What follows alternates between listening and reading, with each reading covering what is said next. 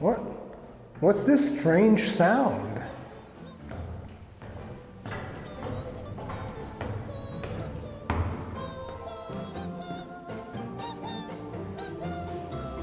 Infinity Nikki Gaijin? We have to record the Christmas special Third Fleet podcast. No. Listen. This is not going to fly, my friend. It is not going to fly. This is the one you need right here, okay? This one. It's time.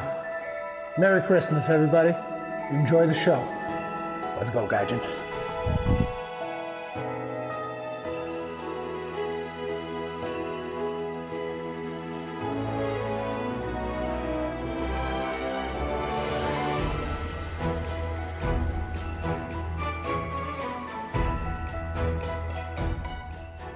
Shields up, Iron Breakers, and welcome to the final episode of the Third Fleet podcast for 2024. Apparently, I was gonna say, like, whoa, bro. Apparently, in the YouTube, because I made a YouTube post asking people to ask us questions for a little bit of community questions and answers and stuff like that. And apparently, the post didn't load entirely for some people, and they were like, "Wait, what?" They thought it was it. This is it. It's over. No, it's not over. I mean, we're about to get Monster Hunter Wilds. It's obviously not going to be over. Like, what do you mean? How you doing, Gaijin? Doing good. People were probably worried if we'd be able to do this podcast because I was very serious when I said I wouldn't do it until I've unlocked a legendary stylist in Infinity Nikki, and I did yesterday. So here we are. Is that the last achievement? Is it like Steam achievement or PlayStation trophies? Like, what are you doing? It's kind of like that, but it's like the in-game stuff. Like, you've defeated all the bosses. You got a perfect rating on everything. You've done every side quest. You've collected every star. Did all those things, and it's about 97% of everything will get you. There's like 320 achievement trophies, and I got 300, and that's what you need to become a legendary stylist, which means I don't have to stress about anything. I could just enjoy the cozy life and fashion as stuff comes out. I've done the grind, because the grind only gets harder on MMOs as it gets along. So it's better to get it done at the start so that you're always content fresh. And depends on the MMO, but we'll talk more about that in a bit. One of the first things that I want to bring up, that I need to bring up at the top of the podcast to make sure that everybody hears about it, is Gaijin has been making Monster Hunter videos and none of y'all are watching them. Like, what the hell happened? I know, I keep getting comments like, "Oh, it's good to see you. Oh my God, he's back." And I've been getting that for like a month and a half now, or 2 months. And it's like, "Oh my God." And they're like, "Oh, I don't know why I don't get you on my feed." I'm just like, Jesus. Yeah. So yeah, absolutely. it's been, I mean, I get a lot of the regular long time listeners, which is great. And it motivates me, but it sucks to hear, "Oh man, you're making a video. It's been years." I'm like, no, it hasn't. Yeah, it's been I'm weird. trying, but YouTube does not want to accept that I'm making content. So if It's the the algorithm right now is so incredibly aggressive that if you don't post for like a week, it will just like put you in the garbage bin. It's like, you haven't. They're gone. They're dead. They're like, oh, this content creator, they died. They haven't posted for a week. They're dead. Like, it's over. The algorithm is very, very aggressive. So I also get comments of people asking me like, hey, when's Gaijin making more Monster Hunter videos? I'm like, what do you mean? He's been posting new videos for a while now, nonstop. So I want to make sure that people are aware Gaijin has been making Monster Hunter content. It's just the algorithm hasn't really been pushing it to your feed. So make sure that you're still subscribed, because one of the things that has happened to me as well, like actual, not only content creators that I follow, but content creators that I interact with on a regular basis, YouTube just like, yeah, we'll just unsubscribe you from this person. And I'm talking like people that I would have seen a video of them yesterday, and then today YouTube just goes like, yeah, we'll just unsubscribe you. It's fine. It's like, what do you mean? Like, what are you doing? This is so dumb. Like, it's really, really weird. I don't know how that is happening, but yeah, the algorithm overlords are working overtime to make sure that they capture as much of your attention as possible, but not necessarily to give you the content that you've asked for. Yeah, and I refuse to give them the thumbnails and the titles that the algorithm wants. So I'm shooting myself in the foot a bit, but it's because it's not my career. But it kind of sucks when you know that it's like it's playing against you. No, you gotta give them, like, thumbnails is such a massive thing. I've been working so hard to do crazy thumbnails. Like I spend almost as much on thumbnails as I spend on actually making the videos themselves, which is Jesus. terrible. But yeah, that's the what's been going on. So remember, if you're not already subscribed, there's link in the description. Go check out Gaijin's channel. Go watch the videos. The latest one is your interpretation of the Welcome to Monster Hunter thing. Right? Yes, I did a remix version of that script. I haven't gotten to see it yet because over the last couple of days it's just been too much stuff happening for me. But so we should talk about that as well. The guild propaganda. Gaijin, tell me about the guild propaganda. What is going on? It started out as a half joke, half serious, because when I first heard the Welcome to Monster Hunter video, I loved it, right? Like just having all that imagery, the music, everything was synced up, the narration was well done. Like it hypes you up, right? Gets that burning in the chest, and you hold your head up a little bit higher when you hear it. It's like a national anthem for us hunters, right? Yeah, obviously. So I loved it. But then the whole time I was listening to it, I'm like, something tonally feels really off here. Like the entire time. It hit my ears wrong. Let me tell you why that is, okay? Do you know anything about Star Wars? Yes. So Rey, who is portrayed by Daisy Ridley, is the granddaughter, if I remember correctly, of Senator Palpatine. So she is the granddaughter of the Emperor. So technically speaking, she's a part of the dark side. I don't do movie spoilers.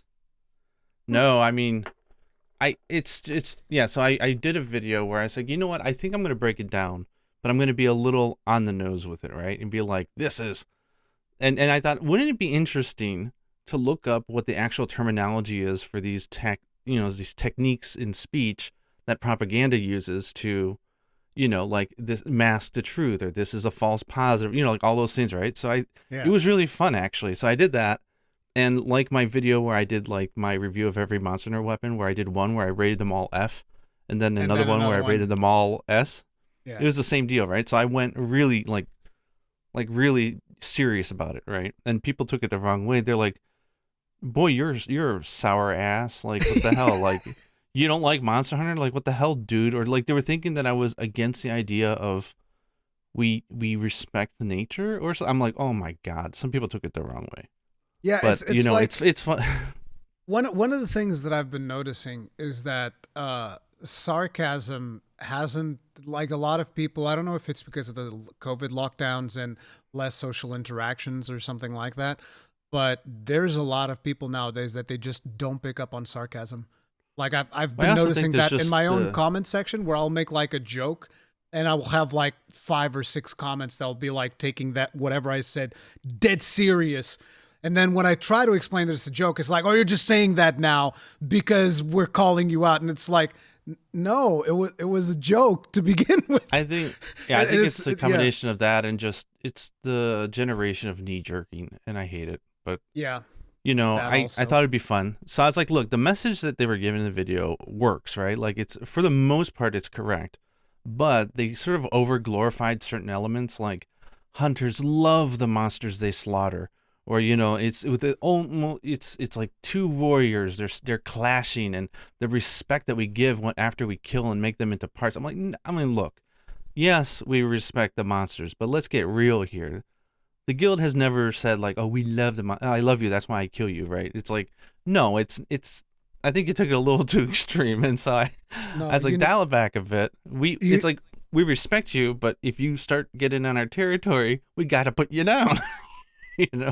You need to understand, the guild loves Aptonoths, and so that's why we kill Rathalos and Rathian, is because we have to protect the Aptonoths, clearly, so that we can kill them and eat them afterwards. Well, tell the guild, like back in the day, they didn't give us motion values, so we had to stone them to death in order to find out how strong each attack was. That's pretty messed up. I don't know if people know about that one, but like I did a video actually on that, how we find motion values, which was you'd hit an Aptonoth with a green sharpness 100 raw power weapon with one attack, and then you would stone him to death because it was always a stone does 1 damage. And so that you like stone to death is like, let's say it's like, I don't remember what it was, but let's say it was 80, right? 80 stones to kill it. Then you hit it with the first hit of a combo, and then you stone and you get like 60. You're like, okay, I can now calculate the power of that move. And it was really hard because when you're mid combo, you have to position yourself so that you whiff on the first hit and you hit on the second, or you calculate the first one so you can subtract it when you do the first and second. And if a move is too powerful that it kills it, then you have to go for a much lower sharpness weapon or something and try to figure it out. But yeah, we used to stone Apnatos to death. That's how we figured out the actual damage calculation because the game wouldn't show us. That's pretty messed up. Yeah, I actually was not aware of that. This is complete news to me. I've never heard about this stoning pure of Apnatos. Manual labor is how the community found out motion values in the day. That is self-included. It's a labor of love. Yeah, that is absolutely crazy. I'm just imagining like hunters like throwing stones. Yeah. We don't even have. Do we even have stones nowadays? I don't know. We need it back. I don't think we do. Yeah. Yeah. Or let's not get into like, our great Jaggy soccer matches where we would kick Jaggies to death and compete. Do you know about that? No, I don't know about any of this. Oh, this is okay. So in Monster Hunter 4 Ultimate, one of the fun activities that was going on Twitch, and I participated as well, and it was really fun, was Great Jaggy soccer matches. So there was a quest in which it's to hunt 2 Great Jaggies, and they would appear in different areas of the Ancestral Steep. And so what you do is all 4 players eat for that feline kicker or whatever. It's the skill that makes your kicks do more damage. It's a really like random effect that you would never use, right? Isn't it kickboxer or whatever it's called? Or something like that, yeah. So when you kick, like you'll send other hunters flying, and you do like 2 damage per kick or 3 or something like that. And so it makes it so that the match doesn't last like 40 minutes. Like you can actually finish it within like 15 minutes. But you get in there and you split off in teams and you kick your Great Jaggy to death. That's all you can do is kick. And then the first team to kill their Jaggy wins the match. And if you don't position yourself right, you end up sending your teammates flying and stuff. It's really funny. And then if they get in the same area, you try to poop them really quick and get them out of there. But the only damage you're allowed to do is kicking. And so that just sounds like so violent. So because you're going after a Great Jaggy and you're kicking it, and if it happens to go into the wrong zone, you throw poop at it. It is like, bro, this is just cruel and unusual torture. We're talking about. And the game had elevation too, right? So it was fun, and like, God, I probably played a good dozen or so matches. But yeah, the Great Boogie. I joked for a while that that's why they removed it from the game, is because they saw we were harassing and killing it.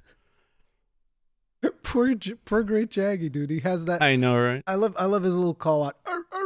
It's just like I know. Cool. It's like a seal. It's the dog. It's the dog wyvern, right? Yeah. He's a doggy. It was my first. It was my first large monster that I've ever hunted. Good old Great Jaggy. And I didn't like it. So yeah, check out the video. I would love to get your take on it. I only tweaked the messaging. You mean the guild propaganda one? That one I watched. I didn't watch the one where you changed it. The guild propaganda one I watched. I was like, wow, this is like you really went deep. So I watched all, but it's like as I was watching, like I could tell that it was sarcasm. So like I'm like, oh my god, he's going off the deep end. Like I got comments on my reaction of people saying like, you should check in on your friend Gaijin. He's losing his mind. And I was like, oh my god, no, it's sarcasm. It's a joke. And it's just really funny because I do feel that there is lore, and we've talked about it ad nauseum at this point. And maybe I'll do a deep dive video on it one day about. The guild, like any large organization, is not perfect, and they've got their good people, their bad people. They've got their dark secrets. They're not so dark. Like that's common. That's the video that I actually want, because then I want to react to it. Because I've been saying it all along. I've been pushing all along that like I want a story that explores the darker sides of the guild, and it seemed like they were doing something similar to that with stories too, if you remember, because there were some hunters in there and there was some stuff. I don't remember. Oh yeah, in the end of Iceborne, they were also dropping heavy hints as well about. Yep. There's probably a sect of almost occultists that are in the guild at the higher level, because everything's done by tiered permissions, right? So you get the opportunity for abusers of that privilege. The burning of the documents of Yeah, Alatreon and yeah. all of that stuff, and yeah, there's definitely something shady going on in the guild. Yeah. Now the thing And I is, also, yeah, I just found it funny. Like, come on, it like the video was was. like, and then the line that tripped me off and said, okay, I gotta do a video on this was the guild does this, that, and it's the whole recruitment speech, and then like, and for this we must be grateful. I'm like, whoa. Holy crap, you're saying we provide and you need to be thankful for us. I'm like, okay, grateful? I was like, okay, this is too much. And so I in my version, I changed it so that it was more accurate, which is, although we need to kill and hunt monsters and do stuff to nature, we have to remember that we only survive because of them and their bounty, so we remain grateful to that. Which is the and I even cooked in that little explanation about the guild's crest for the Hunters Guild and what the symbols mean, because I feel that it encapsulates the actual message of the guild. It's less self-righteousness and more, no, we there's a circle to life and community and we stick and we together. are a part of it. Yeah, we're a part and of we that we don't want to like disrupt the ecosystem. You can't say that word that many times. Like, come on now. Yeah. The balance in ecosystem it gets a little overbearing when you say it that many times, but it's like, hey, when the ecosystem gets thrown out of whack, everyone suffers. Not just the monsters, but the hunters and the community as well. So they're just trying to keep stuff in check. So I don't know, it was a fun video. So hopefully people who watched it, they got a good laugh out of it, but they also said, you know what? Yeah, I can see that. And then maybe they see my version. They're like, wait, but you're spouting a similar message. I'm like, I'm not against it. You're missing the point. Yep. But one of the interesting things about that Welcome to Monster Hunter video as well was initially I didn't make one very interesting connection that I then put in my thumbnail. But it's like I saw Welcome to Monster Hunter narrated by Daisy Ridley. And I was like, huh. So this is kind of like the thing they did for Dragon's Dogma with Ian McShane. And so I was thinking to myself, why Daisy Ridley though? Why did they put Ray in my video game? So I go up to Jono and I was like, Ray? I just asked this, right? Ray? And Jono just replies, Dao. And I was like, oh my God, I didn't even make the connection. I didn't even realize that. So I thought that was funny because it just didn't even occur to me, Ray Dow, but yeah. And then obviously I made a terrible joke at the beginning of my video where I said that Daisy Ridley is the apex predator of the Windward Plains, but so I figured one of the best topics for us to get started on the discussion, because the reality is most of the new stuff that was announced is stuff that I think both of us had already covered in videos, but we're going to be going over it again for people that might have missed it and all of that stuff, and for the few little tidbits that are new. But I think one of the most important topics is something that a lot of people were expecting was going to get announced, and it didn't. Yeah, I'm happy about that. Beta. Okay, so tell us. When I say I'm happy, I'm split, right? As a gamer, I'm sad. I wanted to play it more, especially because I don't want to play for PlayStation Plus subscription so they can have more time with it. Which, funny enough, it seems that on one of my many Sony accounts, apparently I was just checking my recurring bills and I am still playing, I could have played it. You could have played it. I think it was my European account because I've got an account for every region. I was like, God damn it. Yep. So, yeah. But anyway. Still giving them money. As a player, yeah, of course I want to play it more. Of course. But as someone who understands how game development goes, like, if they take resources to do a demo and they cut a new build and they QA it, that's taken away from the development of the main game. And they're so close at this point that I'm just like, get it out there. I think it might be better for sales at after they lock down the release build if they're able to cut a demo. To do so a that demo people can play it. Just for people who might potentially buy it. Maybe not like a server one. It can even be an offline one. I think that would be a good idea. They haven't done that for a long time, have they? Like a demo. I mean, didn't Sunbreak have a demo? I forget if Sunbreak. No, I don't think Sunbreak had a demo. I think I know 3 Rise Ultimate had a did. demo. Base 3 Rise had a Ultimate had a demo. demo. I mean, like a demo that stays around, that persists. Isn't it still around? I forget. It might not I be. don't know. Yeah. But anyway, I think that'd be cool. But like, if they're already going into holidays and they've only got, if it's releasing February, it's like 67 days away. Like, what do you mean, they're probably 7 days? What do you mean 7 days away? It's releasing on the 28th. 70 days. It's like 67 days away. Yeah. It's 6. You know, Gaudium, the girl who puts the countdown timer. Days. Yeah, I saw the nices on that one. Yeah. she put 69 days, and the official monster on her account just goes like, nice. That's pretty cool. But in regards to the open beta thing, so I actually even said that I suspected on the last time that we talked about performance, I made my performance video. I was like, I suspect that there's not going to be significant performance improvements if they are to do a second beta, specifically because I was like, they would be taking away development from game time to put it into the beta branch, and that just doesn't make that much sense. So after the interviews, though, the recent round of interviews at Osaka, I actually expected that to potentially become a demo build, and that would be something that they would release. But obviously, that one is likely not ready for public consumption, because otherwise they would have announced it now. Because didn't people say like they went in and they were just able to play for 5-6 hours or something? Yeah. It's just like straight up the first first chapter of the game. It's like straight up the build of the game, right? It was like probably just a really stable daily that they cut out and said go for it.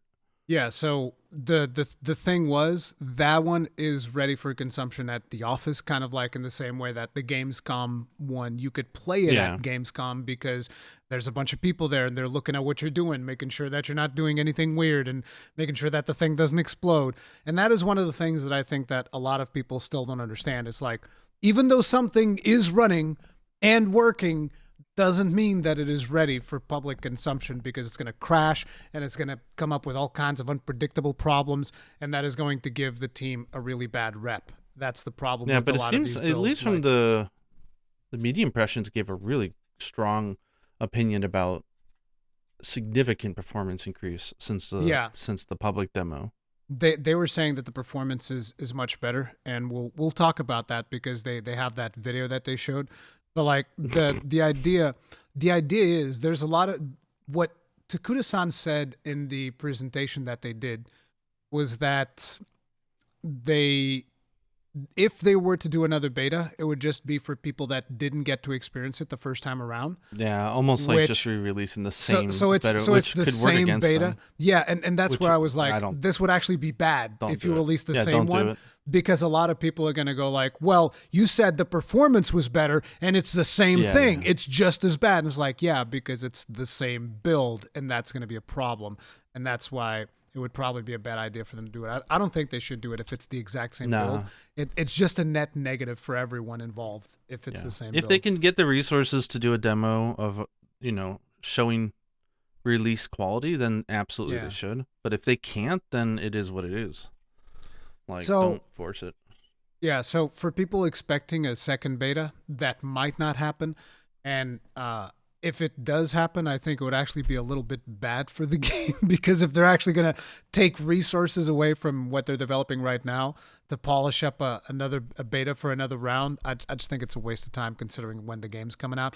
I think that time would be much better spent on a benchmark tool, which I think is way more important right now. A benchmark tool that just sticks around and that people can test their rigs. I think that's the most important thing for the PC crowd right now, is a benchmark tool. But which is good. They said in the video they're working on it, so that's good. No, they didn't say they're working on it. They said they're considering it. I think. I read between the lines. Really? In Japanese, they said they're making it. At this point, you don't go on there and say like, and this is a language and culture thing. You don't go and say, yeah, we're seeing if it's possible. We're looking into it. We hope to do it. They're gonna do it. Basically, is what that means.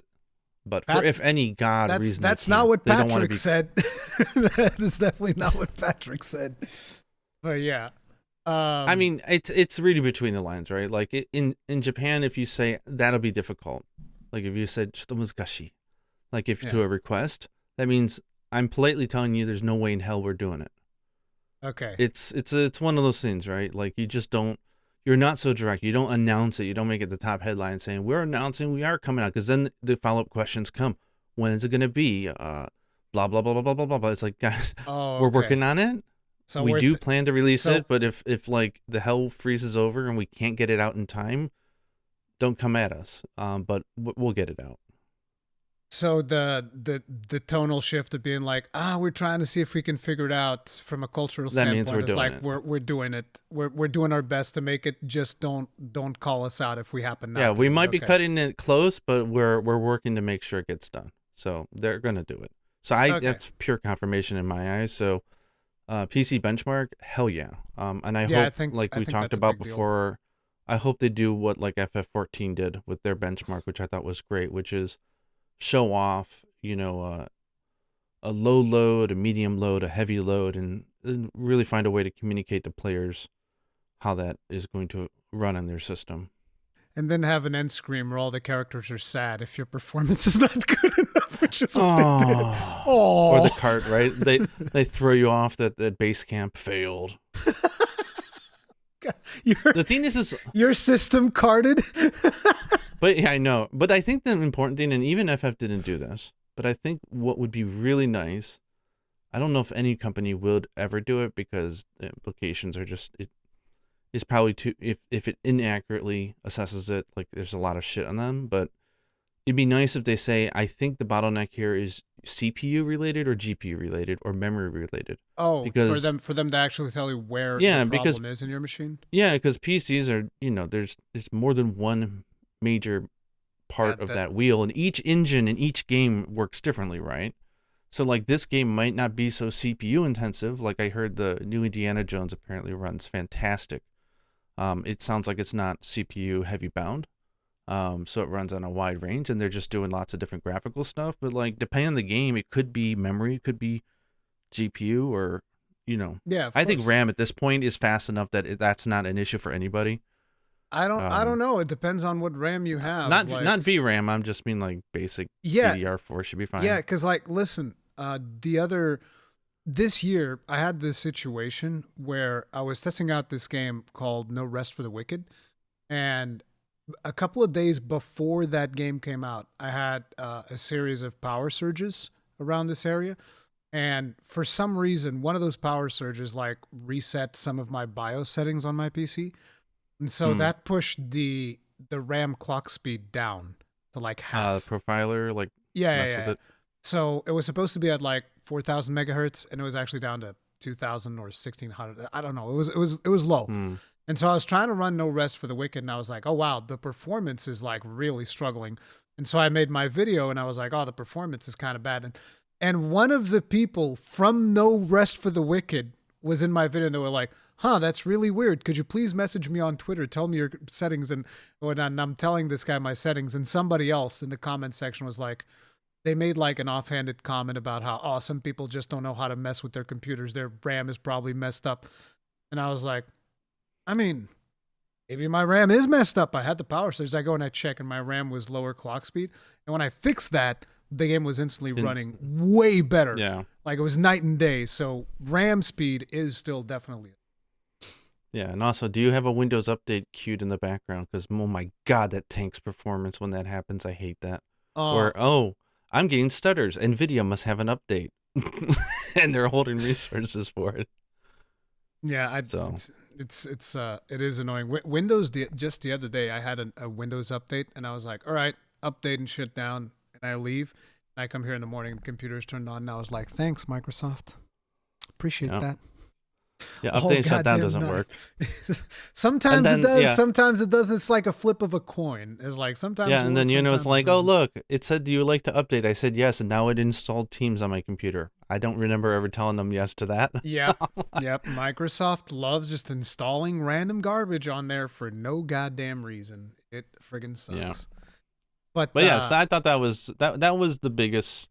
One of the bigger takeaways from their awesome community recap was that they understand and they're working towards making a PC benchmark. So that's good stuff. Which is really, really good, and probably no beta. But What did you think about the format? Because I was like, this was a really good format. It's not something where I want to replace some of the more scripted stuff, but I think it works great as kind of like an in between type of thing where we get some updates, we get to hear from the team, we get to see, you know, Takuda-san himself in there, just like actually hashing it out and having a good time. I thought that was really cool.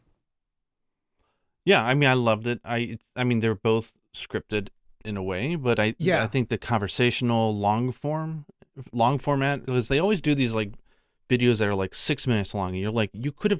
you could have had 15 minutes. Not like you're buying airtime. Like, come on now, it's the Yeah, internet. I think that is one of the things that a lot of They just publishers rush through it. Like, they're used to the whole the Jeff Keighley where it's like, oh, we gotta make this, gotta cut yeah, this please down wrap like it up. 3 minutes, gotta cut this down. We can't have too much out there. So now that they have their own media channels, I think that a lot of them are still getting used to, you know, how should we format this thing. And to me, I think that this is a great thing. Like, let's say, for instance, you'd get the more traditional ones, but one of the things that I definitely want to see, right, is I want those updates like we used to have. Like, you remember seeing Ryozu and who Yeah, is yeah, and just the sitting down the other laughing and people just like sitting down, and they were like in the hot springs, and they had like towels on yeah, their yeah. heads and whatnot. I was I like, don't know that what was really happened. cool. Like, I think I've mentioned before, but Yozo used to do a lot of goofy stuff like that and be very personable in videos. But then all of a sudden, like 5 years ago or something like that, like there was just this shift, and he looks like he's like in the middle of an interview. He looks like really serious and deadpan face and very professional. And I'm just like, where did this format start? I don't like that because he in Yeah, real the life he's not like that at all. Like what you see him at Tokyo Game Show on stage, oh, like and he's Gamescom super even. cool. Yeah, and like I still remember that one interaction I think we talked about already where there was a fan there with a laptop, the one that had the MSI branding and whatnot. And Ryozu was like talking to everybody, making sure, hey, listen, we got to go do the thing, but I come back and I sign it afterwards. Find me a goddamn pen so that I can sign this person's laptop. So it was like, I thought it was really, really cool, just the way that the devs conduct themselves while we were at Gamescom. Well, then they But do like these videos, right? And then they update their website right afterwards with information that they should have shown in the video. I'm like, what the hell, guys? I oh, don't you know. mean I the, just, the yeah, official months on the website? Yeah, yeah, sometimes they yeah. do some updates on there as well. But I thought I that think, this presentation was really mm, cool. But what I really do miss is the ones like the ones we had during World and Iceborne, because I felt like during Rise and Sunbreak, the presentations weren't as interesting because it was mostly just like, okay, we have some people sitting here in these chairs. We're gonna do very quickly 2 or 3 questions. That's it. It's like I like the more freeform stuff. But yeah. yeah, it also takes Also, away you from got. team time, so it's something that you got to consider. I'm going to also give some props. I assume that Joe took the L when it came to time zones because when you try to do a Uh three-way between Europe, U.S., and Japan, yes, Joe took an L. morning Europe works for Japan evening, but U.S. I'm sorry, man, you're asleep. No, you're not. No, wait, wait, I wait, think he no, took the L. no. Takuda-san also took the L, I think, because it What? would have been 4 hours from now. What I time mean, is it? that Four wasn't hours live from though. now. That wasn't live. Oh right. Oh That was right, right, right, right, pre-recorded. right, right, right, right. Oh yeah, I don't know. I don't know who took the L then. Yeah, Yeah, it would you're right. definitely be America's. So Yeah, that would have been Joe. probably. So if I'm right, then thanks for taking the L. But it was nice having you guys all on there. I I think mean, they could have made it a little more concise, even though I liked it a lot. I think for the average viewer, maybe, or like, I think FF14 does a bad job as well when it comes to like the length of their their videos. They're really long. what do you mean you don't want a But I 6 hour live letter? no, but I mean like the I love seeing the faces, but I think if they're gonna do them in little windows, they can use some of that screen more for more slides or images. Like the FF team does that a lot, right? Where you can Yeah. still see them, but they have images, and that's always good for people who are kind of like half tuned in, half tuned out. But it was good. I hope they Yeah, continue doing more of it. I thought it was awesome, and I hope we see more of that for sure. And there were a lot of people who were saying that like me and Patrick are the same person, and I was like, I don't think we look alike that much, but okay. Yes. Oh, and I will say this just because some people mentioned it, and they're absolutely correct, and it does bother me, and it always What? has. But Patrick is a fantastic interpreter. Who he was being an interpreter during that meeting. I'm sure he's also a translator, but interpretation and translation is very different. And it Okay. would be nice if some company, for once, would recognize that. And then, like on the titles, they said translator. I'm like, when someone speaks and you convey in live, real time what they're saying and with the intent and everything, that's not translation. It's a form, but oral translation is called So interpretation. the difference between translation and interpretation, what The is skill set is translation completely for? different. Yeah, but what is translation for? It's like Translation is written direct form. Okay, so No, translation written is form. written. Okay. Like when you take text and you translate it. When you're taking speech and you're taking, context, you're taking tone, all that kind of stuff, or the pace of the conversation, that's interpretation. And it's done on the spot, live, on stage, or Now in you an got me. interview or whatever. Now you got me questioning how I've addressed Patrick during Gamescom. No, If I because called him a even translator or an Capcom, interpreter. everyone, all the companies, they do the same thing. I don't think a lot of companies realize it's a special skill because Like honestly, when it comes to the Gamescom situation, at least it's like if you would ask me, so is Patrick a translator or an interpreter? I would say Patrick was awesome, is what he was. It's like that's about yes, it. Patrick it was helped me out a awesome. lot for that interview. So whether he was interpreting or translating, he did a phenomenal job. So there you go. Yeah, I guess translation, technically they're both forms of translation, but anyway, it's a small Yeah. nitpick for people who in the industry because I think we recognize them as separate skills, and I've seen many times where a company will just say, well, we got a translator in house, they can do the interpretation. I'm like, I wouldn't be so sure. It's a very different skill set. Yeah.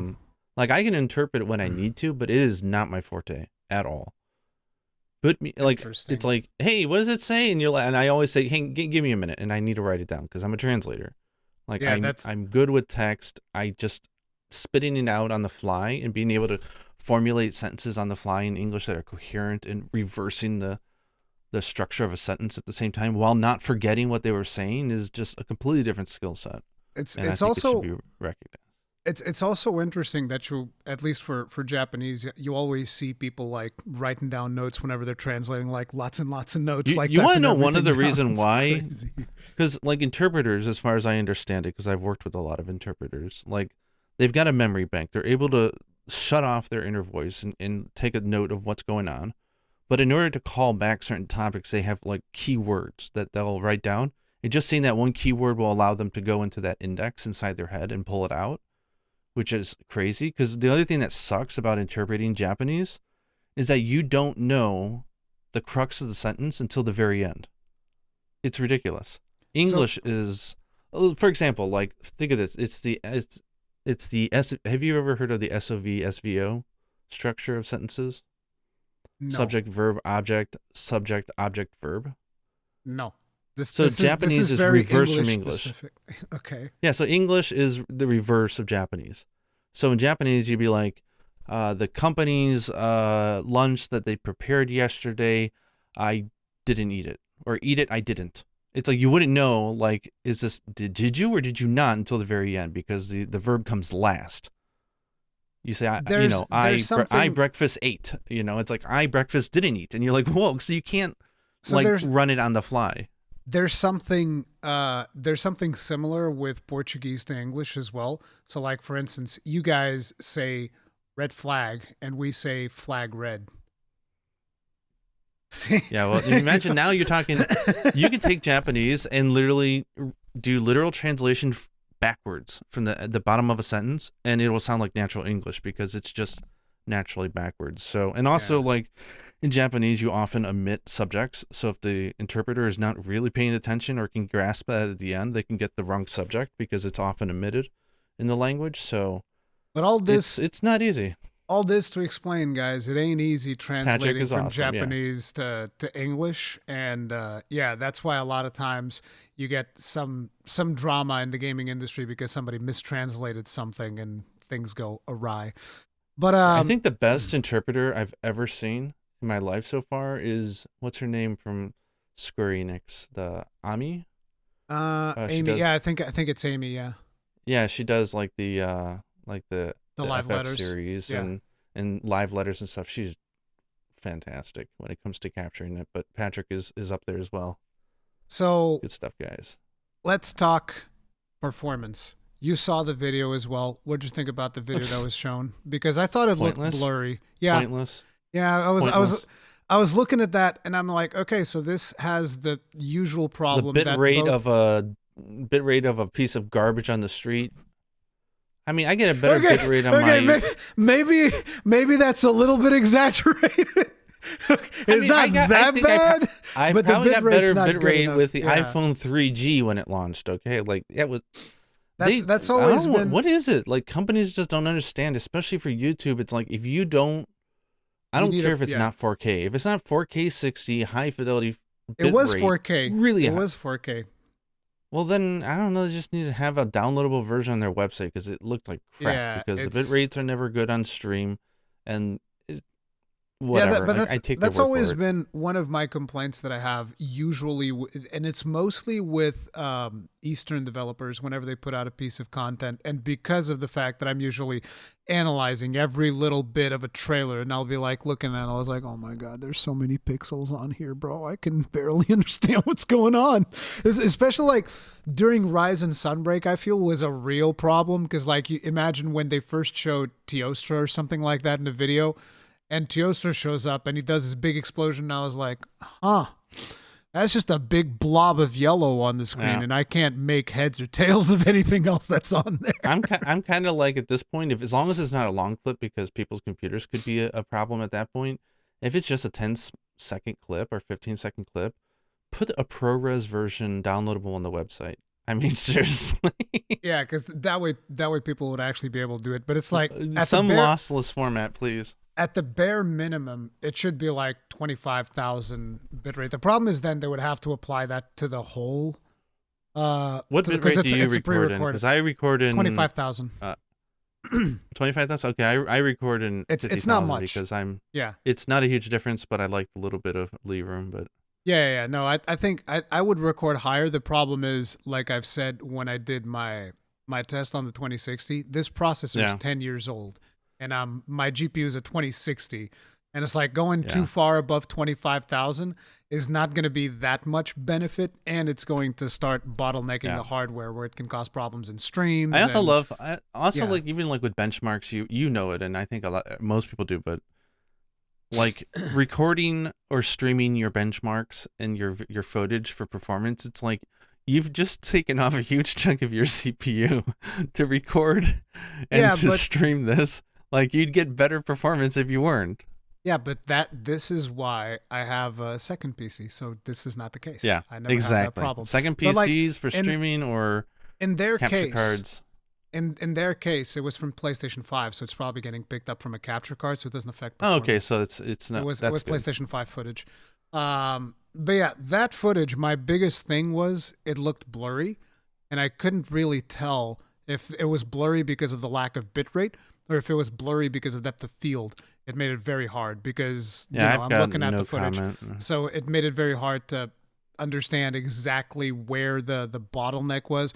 I will say it looked better than the footage that I played on PlayStation 5. What they need to do. Because like the PlayStation 5 footage, they even explained it. The PlayStation 5 footage on the first beta was checkerboard upscaling. And checkerboard upscaling, whenever you would get up close to the monsters and to the other characters, it would like, bro, in performance mode, this looks rough. I remember people telling me like, what do you mean? PlayStation was running fine. And I was like, I beg to differ, sir, but okay, you guys, you do you. But like, I was looking at it and I was like, man, performance mode looks rough, to the point where I was actually considering often like, oh, I think I'll just play quality mode for a bit because it looks so much better, even though it's running at 30 FPS. But like, performance mode looked rough, and performance mode there looked markedly better than it did on the version that I played of it. But at the same time, there was still the whole thing where, yes, it looked better. It also looked blurry. So there were no jagged edges, but it looked blurry. And again, I couldn't identify, is this YouTube processing? Is this bitrate? What they should do? Yeah.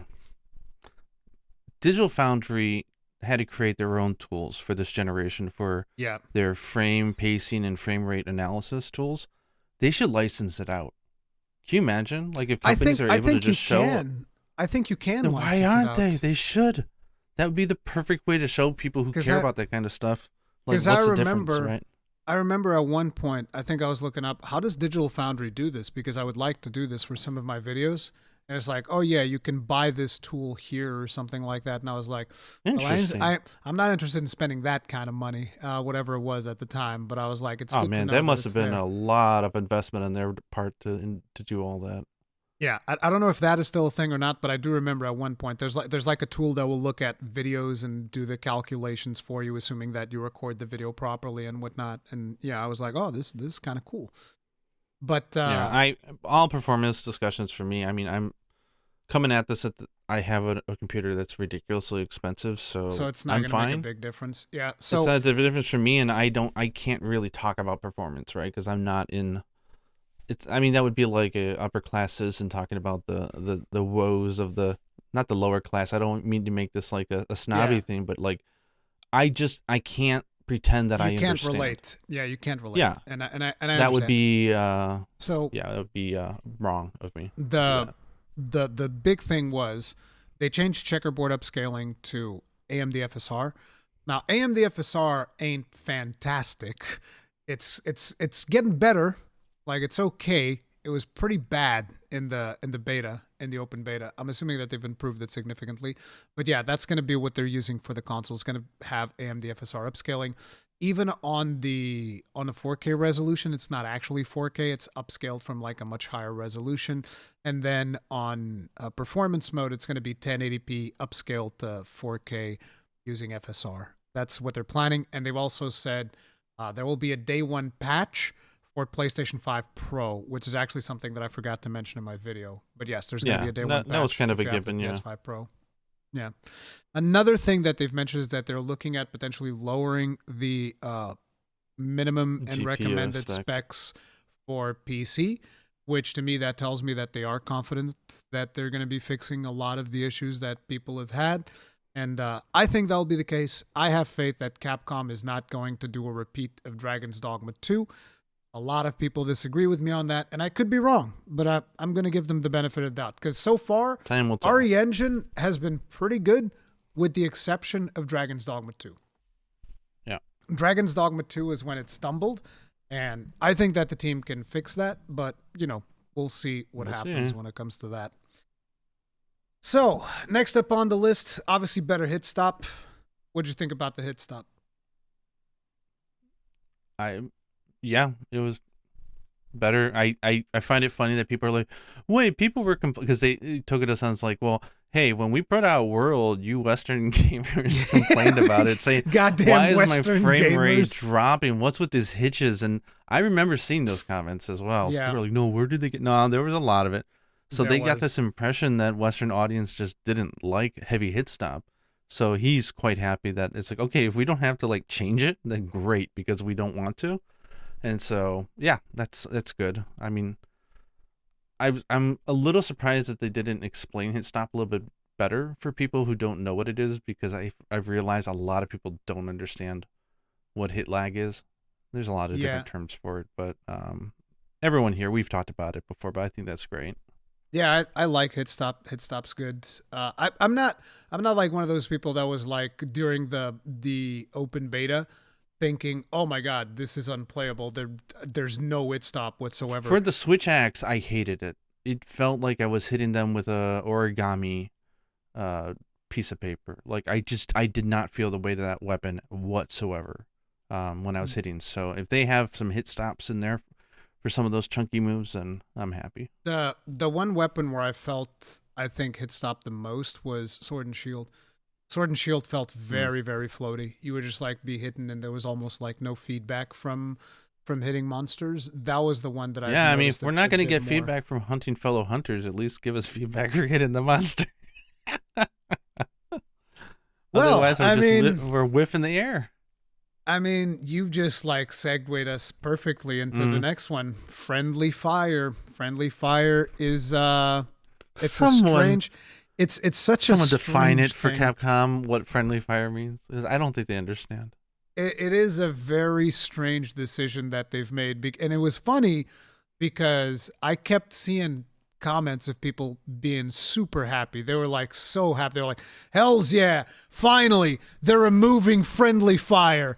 And I was like, Nope. oh man, No, they're why? not. And then suddenly they show it, and I was like, oh, you know what? As somebody that enjoys friendly fire, I hate the fact that they've removed the launch, but it's like, hey, you're still knocking hunters down. I'm kind of okay with it. It is what it is. But now a lot of people are mad. A lot of people are like, what do you mean? Why is this still like this? It's like, dude, they took everything that was good about friendly fire and they left everything that was bad. Congratulations. Monkey paw curls. It's like yeah. Like, oh my gosh. I don't understand what it is with people and just being so. I mean, I've heard the stories, right, of people harassing other players and going after them and just like launching them nonstop for giggles. Oh my god, do people know that back in the day we had major issues because when you were online and you killed a monster and you went to carve it, that you'd have some asses that would go and hit you as you're in the middle of the carving animation, so it would interrupt it. Yeah. And they wouldn't let you get a carve, and you would get no materials. And they had to make a huge change to the game so that at least when the monster died, people could no longer hit you. I think they didn't even change that until World, right? I think. It was in World. In World, there were a lot of people doing that, and so that's they how bad changed people it. are. And that they changed it so that you wouldn't be able to interrupt people carving. And that I think is a good change. Not being able to interrupt people carving, that I think is good. I think that makes sense. Yeah. So that people to just curb that behavior straight up. But to just not let people do it at all, I think that's dumb. I don't agree with that. Because at the end of the day, if you're in a lobby, right, and somebody's constantly launching you, you have the option to leave that lobby. You just be like, well, I'll just leave. Like, I don't want to deal with this. This person's being an ass. I'm going to leave. Because there's always going to be an asshole and they're always going to find a way to upset you because there's always going...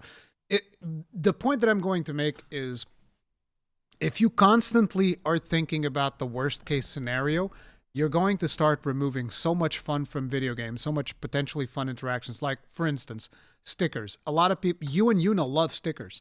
Now imagine somebody is in a hunt mashing stickers nonstop, and Capcom goes, all right, 5-minute cooldowns between stickers. You're like, what? That sucks, right? Yeah, let's remove the functionality completely. It's solved the problem. No more stickers. Problem solved. Now we have this situation with friendly fire. Yeah, there's somebody's being an ass and launching people nonstop. The thing is, that's not even the reason, you know. Okay. It has nothing to do with people being asses. They've said very clearly that they reevaluated it, and then because the gameplay is so pushing hunters to target very specific weak spots on monsters, that they're looking at player psychology and behavior, right? Like, I really want to go for something, but I'm holding myself back because it's already a crowd, and I don't want to get hit out of my attack, or stuff like that. And so they said they were noticing that the amount of times the hunters would hold back or decide not to do something because they were afraid it would get interrupted or it wouldn't go their way, that's not a good feeling. And they're like, that, let's just get rid of that friction. And that's the reason they gave. I 1,000,000% disagree with the concept that that is not a good feeling. Like, no, it is a good feeling because because it's not even just about... I think that they're judging a player's hesitation based on whether or not the player is going to get their way. Whereas I think that for a lot of players, they're thinking, oh, I don't want to mess up somebody else's attack.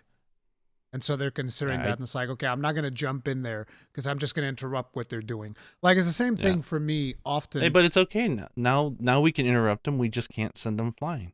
They just won't get their attack. It's just... It's just the worst. They made it worse. They actually I almost imagine they might fix it worse. Yeah. You know what? Thank God the games will get updates after it's released, because I could see them changing this again, because that's just what they showed. I mean, what they showed was just dumb. Like, yes, we don't want you to get knocked out of position, so we're just going to knock you on your ass, which knocks you out of position, and there's no benefit whatsoever. So it was so weird when they showed it. I was like, this just seems like the worst possible case scenario for this situation. I don't understand it. And I know that there are some players out there. Was made fun. One of my regulars, Antonio, I know for a fact he doesn't like getting launched. So it's like, I understand that there are some people that don't like getting launched, but it's like, now just getting knocked on your ass, in my opinion, is just straight worse than getting launched. And at the end of the day, they already confirmed shockproof is in the game. Shockproof's in the game. This means nothing. If you don't want to get thrown, you can equip shockproof. Otherwise, you can get knocked on your ass. Hunt solo. You'll never have to worry about it. Yeah, you can hunt solo as well. But like, I don't know, dude. I feel like the removal of friendly fire was just it's a way horrible too far. decision. Yeah, it was. I mean, that was decision. a selling point for Monster Hunter 4 when it came out here in Japan. That you could throw in people. Every single convention, they were like, "You remember that friendly fire is something we all got to deal with? Well, now, for certain weapons, we're making it fun." And they would launch each other nonstop throughout the fights, and it was a riot. It was great. And now they're just taking it out. Like, do you think they're not telling us the truth? I was just thinking just now for a second. What if the ability to do aerial attacks is just too powerful and creates too many mounts? Versus like the insect glaive, who should have that benefit. Do you think they realize, oh man, being able to do aerial attacks on demand, like hit the backs of monsters, is a little too strong? I mean, so like, let's just take it all out. You can do it from Sacred. Yeah, that's true. Okay, so yeah, no, never mind. You can just do it. I'm from just spewing Sacred. stuff as it comes in my mind here. I just think it was really cool because like often I'd be playing with my friend Wada and he would be like, "Quick, do an aerial attack," and I'm like, "What?" And he's just like, because he's doing his Savage Axe combo, and then in the middle of Savage Axe combo, there's the upswing, and he would do the upswing. It's like quick jump attack, and I was like, "What?" It's bam.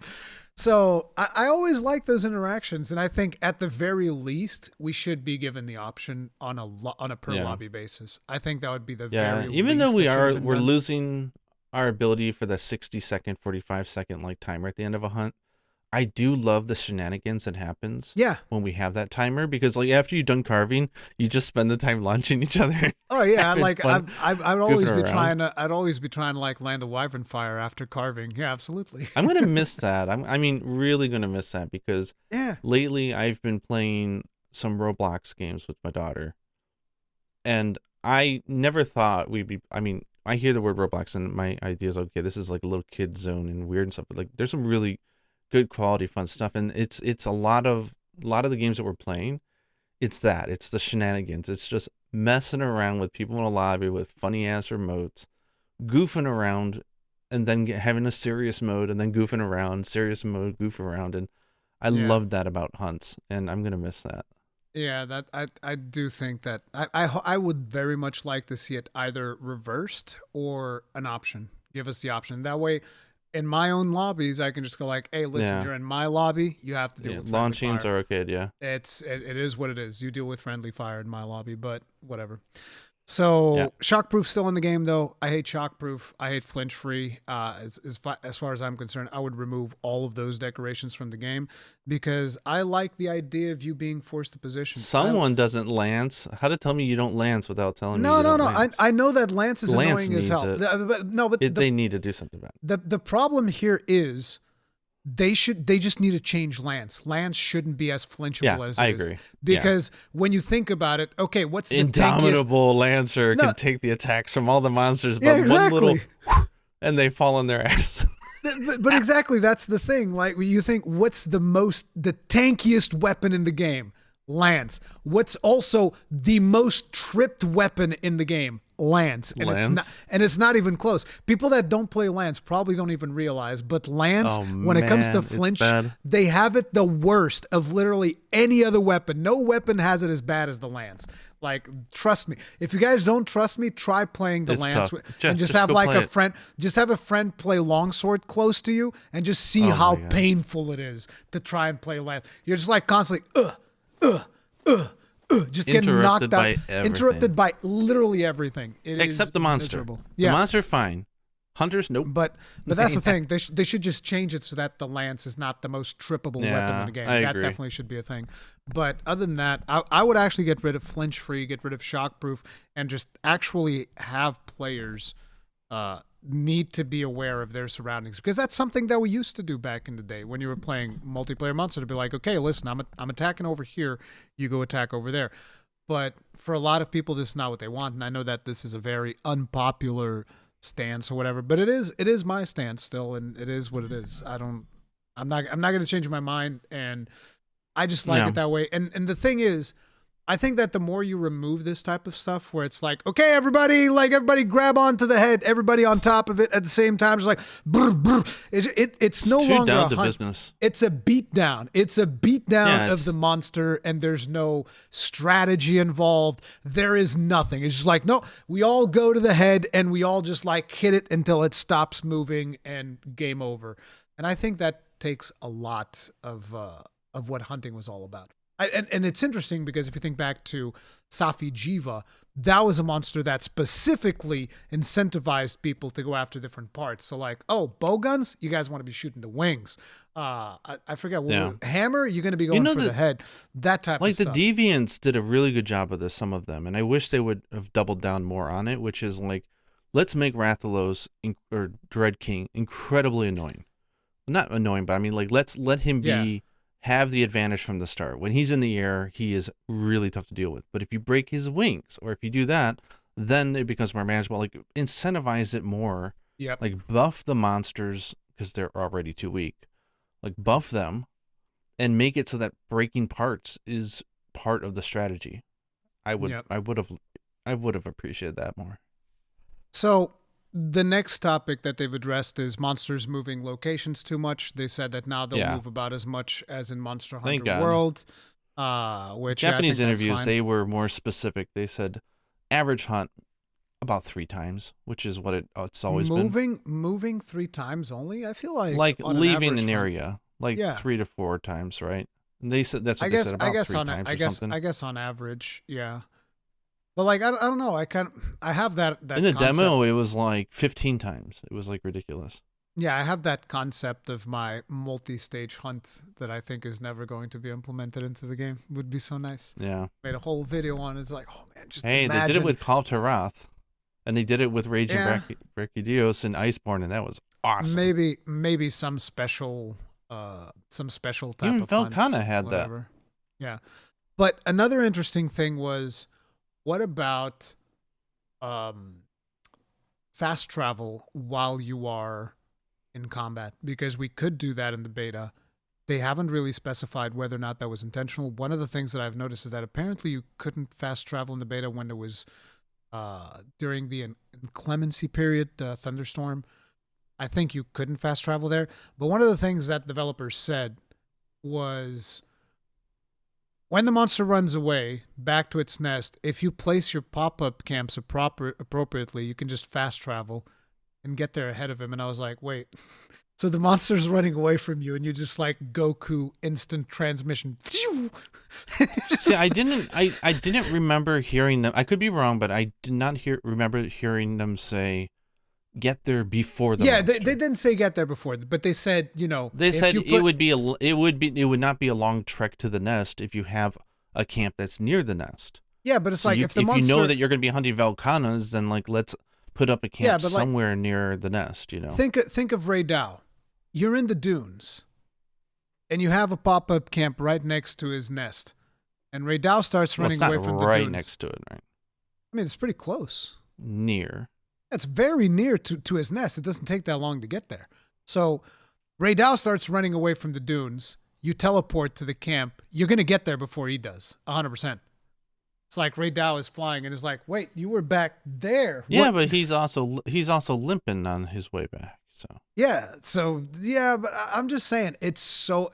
I think don't like the idea. What's really going to determine it is going to be how fragile those camps are. I would assume from the interviews that camps that are in really advantageous spots are going to be prime targets to get their asses destroyed quite easily. And if it is, then I think it'll be a good balance. If it's not, then everyone's just going to set up camps in the most convenient locations. End of story. I just don't like the idea of getting to the monster's nest before the monster gets there because I've set up a camp and I'm able to teleport. I don't know. There's just something about that situation that is very immersion. But we could do that in Iceborne, right? Did you hate it there? We could do it in Sunrise. We've been able to do this for like a decade. True. You are right. It's never been an issue. I think one of the... I mean, I will say that like being able to fast travel or at least like get out, I guess, quote unquote, in the middle of a battle. Like there's not a radius zone of like you're in danger, you have to get out of like the radius. That would probably be a good change. But at the same point, with the whole sacred and everything, you can just say like F that, I'm out, like at any time. So I guess for not someone a like good me thing. who, when the door rings and I gotta go get the door, I mean, you can I don't pause. mind that feature. There's a pause button now. You can pause. Well, if you're playing solo. Yeah, I mean, that's what you just said you're going to do anyways. Well, yeah, but I mean, like, if you're online, Yeah. I don't know.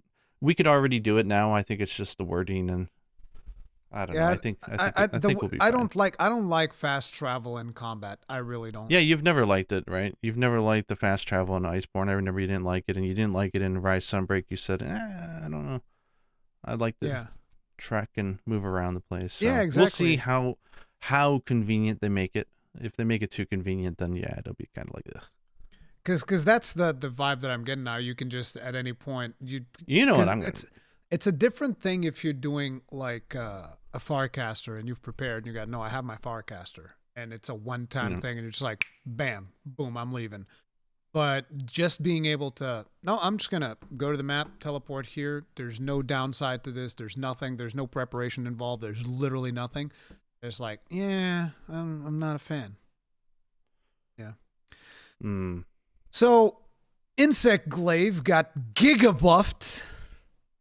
You say giga buffed? I don't really think so, but okay. What do you mean? How did it not get giga buffed? So they're bringing back the identity with the aerial combos and moves. That's great. Yes. I think that was obviously a move that the community demanded, and it's good that they're doing it. But the two...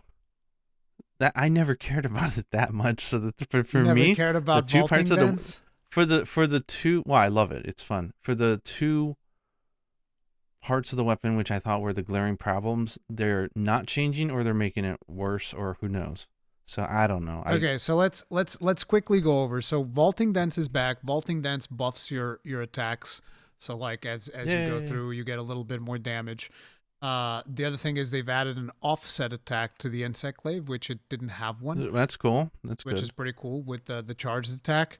And they buffed the extracts. So now you get resistance to roars, resistance to tremors, resistance to wind, as well as you get a certain degree of flinch free whenever you pick up orange for the first time.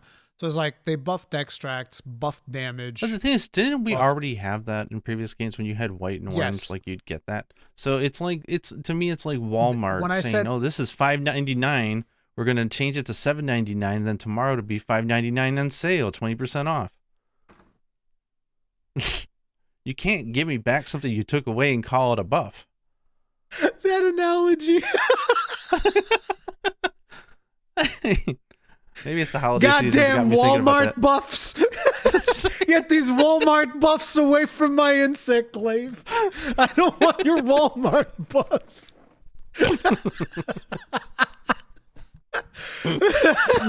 What is this, a Black Friday sale? What the hell's going on with this weapon? They're still not changing the fact that you need a triple up in order to get the attack set that actually works. Yeah. Like, which means like unless you get a triple up, you shouldn't be attacking. You should be going after extracts. And they aren't changing the one. And I'm not saying it's bad. It's just why I'm not going to be playing Insect Glaive this time, at least as my main. Okay. Is that everything is now funneling you towards using one big super move and then regaining the extracts. I just don't like that type of weapon. Kind of like Super Amped Elemental Discharge Charge Blade. Yeah, and I just don't. I mean, at least now Charge Blade has like so many different ways to use files. Yeah, Savage Axe. It's not all pointing you into the direction of do an ultra, do an ultra, do an ultra, which is like what it was in 4U. But like that's still the way I play. I don't weapon, like that. That's just a new weapon identity that I don't connect with, and I'm not interested in. And what makes it worse is the one point of friction that we both had that we said is dumb, which is trying to do so they're making you get a triple up, then they're going to make you spend it, and then you have to get it back, and the whole thing that makes that engine move is the charge attack. And they're not going to fudge with the controls. They want you, if you're on a controller, be damned, you somehow have to figure out how to pre-charge it without even knowing if it's charged enough, because there wasn't any feedback on it, in order to pull it off, because I think they made it too strong. And they're probably like, oh man, if we let everybody use it easier, then it's going to be OP. So instead of addressing the actual problem, they're just like, yeah, we're not going to change it. I think that's I am ill-advised move. I am firmly against that. That was like one of the first things that after that presentation, I wanted to join. Listen, I completely disagree with what Takuda says about the insect glaive controls. Like, so yeah, I'm not going back to insect glaive with those. Because and I think that the controls is actually, out of everything that we talked about. I mean, sure, I know that a lot of people don't want to do the big ultra move or whatever, but if that's their design decision, it is what it is, right? Whatever. Maybe it works out. But it's like, if you want to do that ultra, I still think that on a controller, there's too much friction. And here's the interesting thing, right?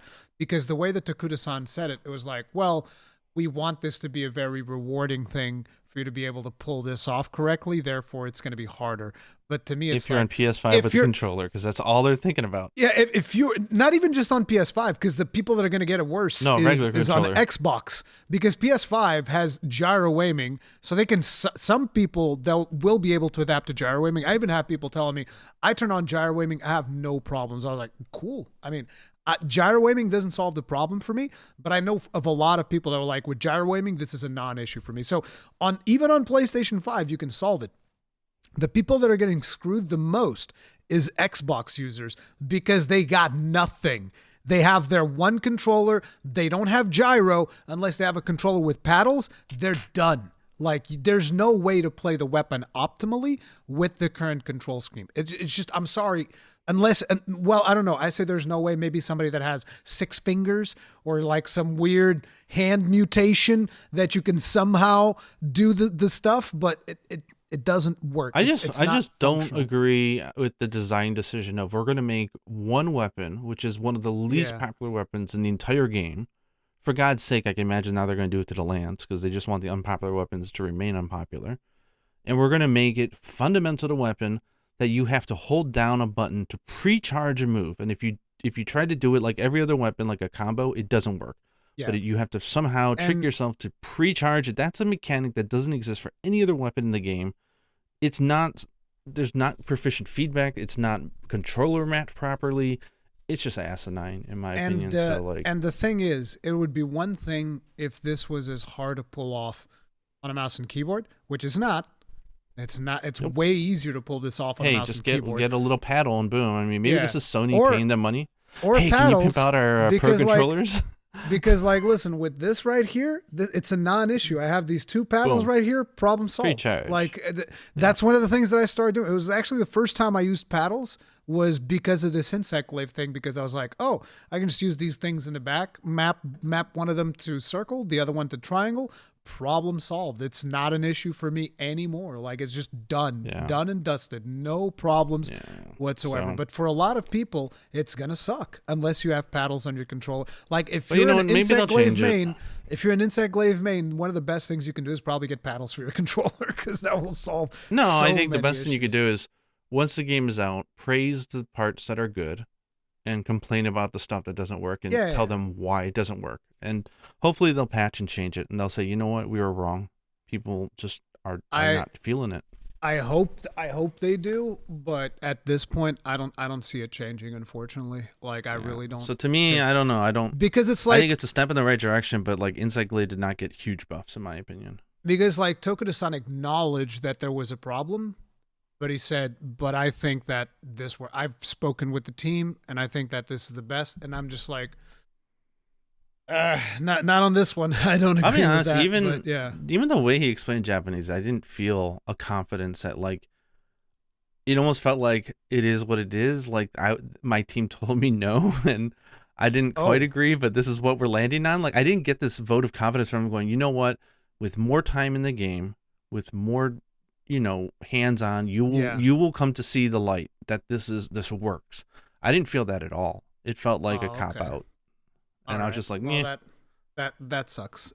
Because again, Yeah. like I made a suggestion in my video that would have been so easy to implement. It was because like I thought about it for hours. I was like, how can I fix this without changing almost anything? And I came up with a super easy solution. It was like, listen, we can just use R1. It's being superly underused right now. And using R1, we can fix literally everything. And just no. Okay. Well, I mean, I tried. I did my best. It was just like it was Yeah. a minor, super minor change to the way that R1 works, and it would solve everything. But no. Well, Yeah. That, and I don't want to use the encyclopedia with focus mode on, and that's what the new design I don't. begs you to do, and so I'm not interested. I don't have an issue with using it with focus mode. I thought it was fine, but yeah, I I love the freedom of understand. not having that on, Yeah, especially with the aerial parts. I just don't like. I don't like lock-on systems in general. That's why I always love the target cam. Just a little treat, boop, when you need it, and that's it. It's not invasive. yeah, I get But it. So Lance got buffs all around. I thought Lance changes were pretty good. yeah, they look really good. The new moves look right. The countering feels good, and I'm like, why wasn't this done in the first place? I don't know, but Yeah, kind of may put it. He apparently complained and put in his feedback, and it looks and feels. I assume feels. I haven't played it, but it looks good. yeah. Especially the whole thing about the You new better power give Lance users the shock whatever ornament shock proof. like in the tutorial of the game. Otherwise, I'm not playing online. But no, Lance looks good. I'm excited for that. Yeah, Lance looked good. I love the fact that Power Guard now will deal more damage It has based a on how proper big counter, of the right? attack. Where Yeah, before is like I'm just like holding the shield over her head, going, "No, don't hit me," and that was it. Like I didn't feel like I was charging up to punish, which yeah. now it looks like it's gonna be. So that's great. So yeah, Lance, big W's all around. How are we feeling on Switch X? I'm very conflicted on what they did to Switch X. So Yeah, if I don't get hands on, I don't even know what they did.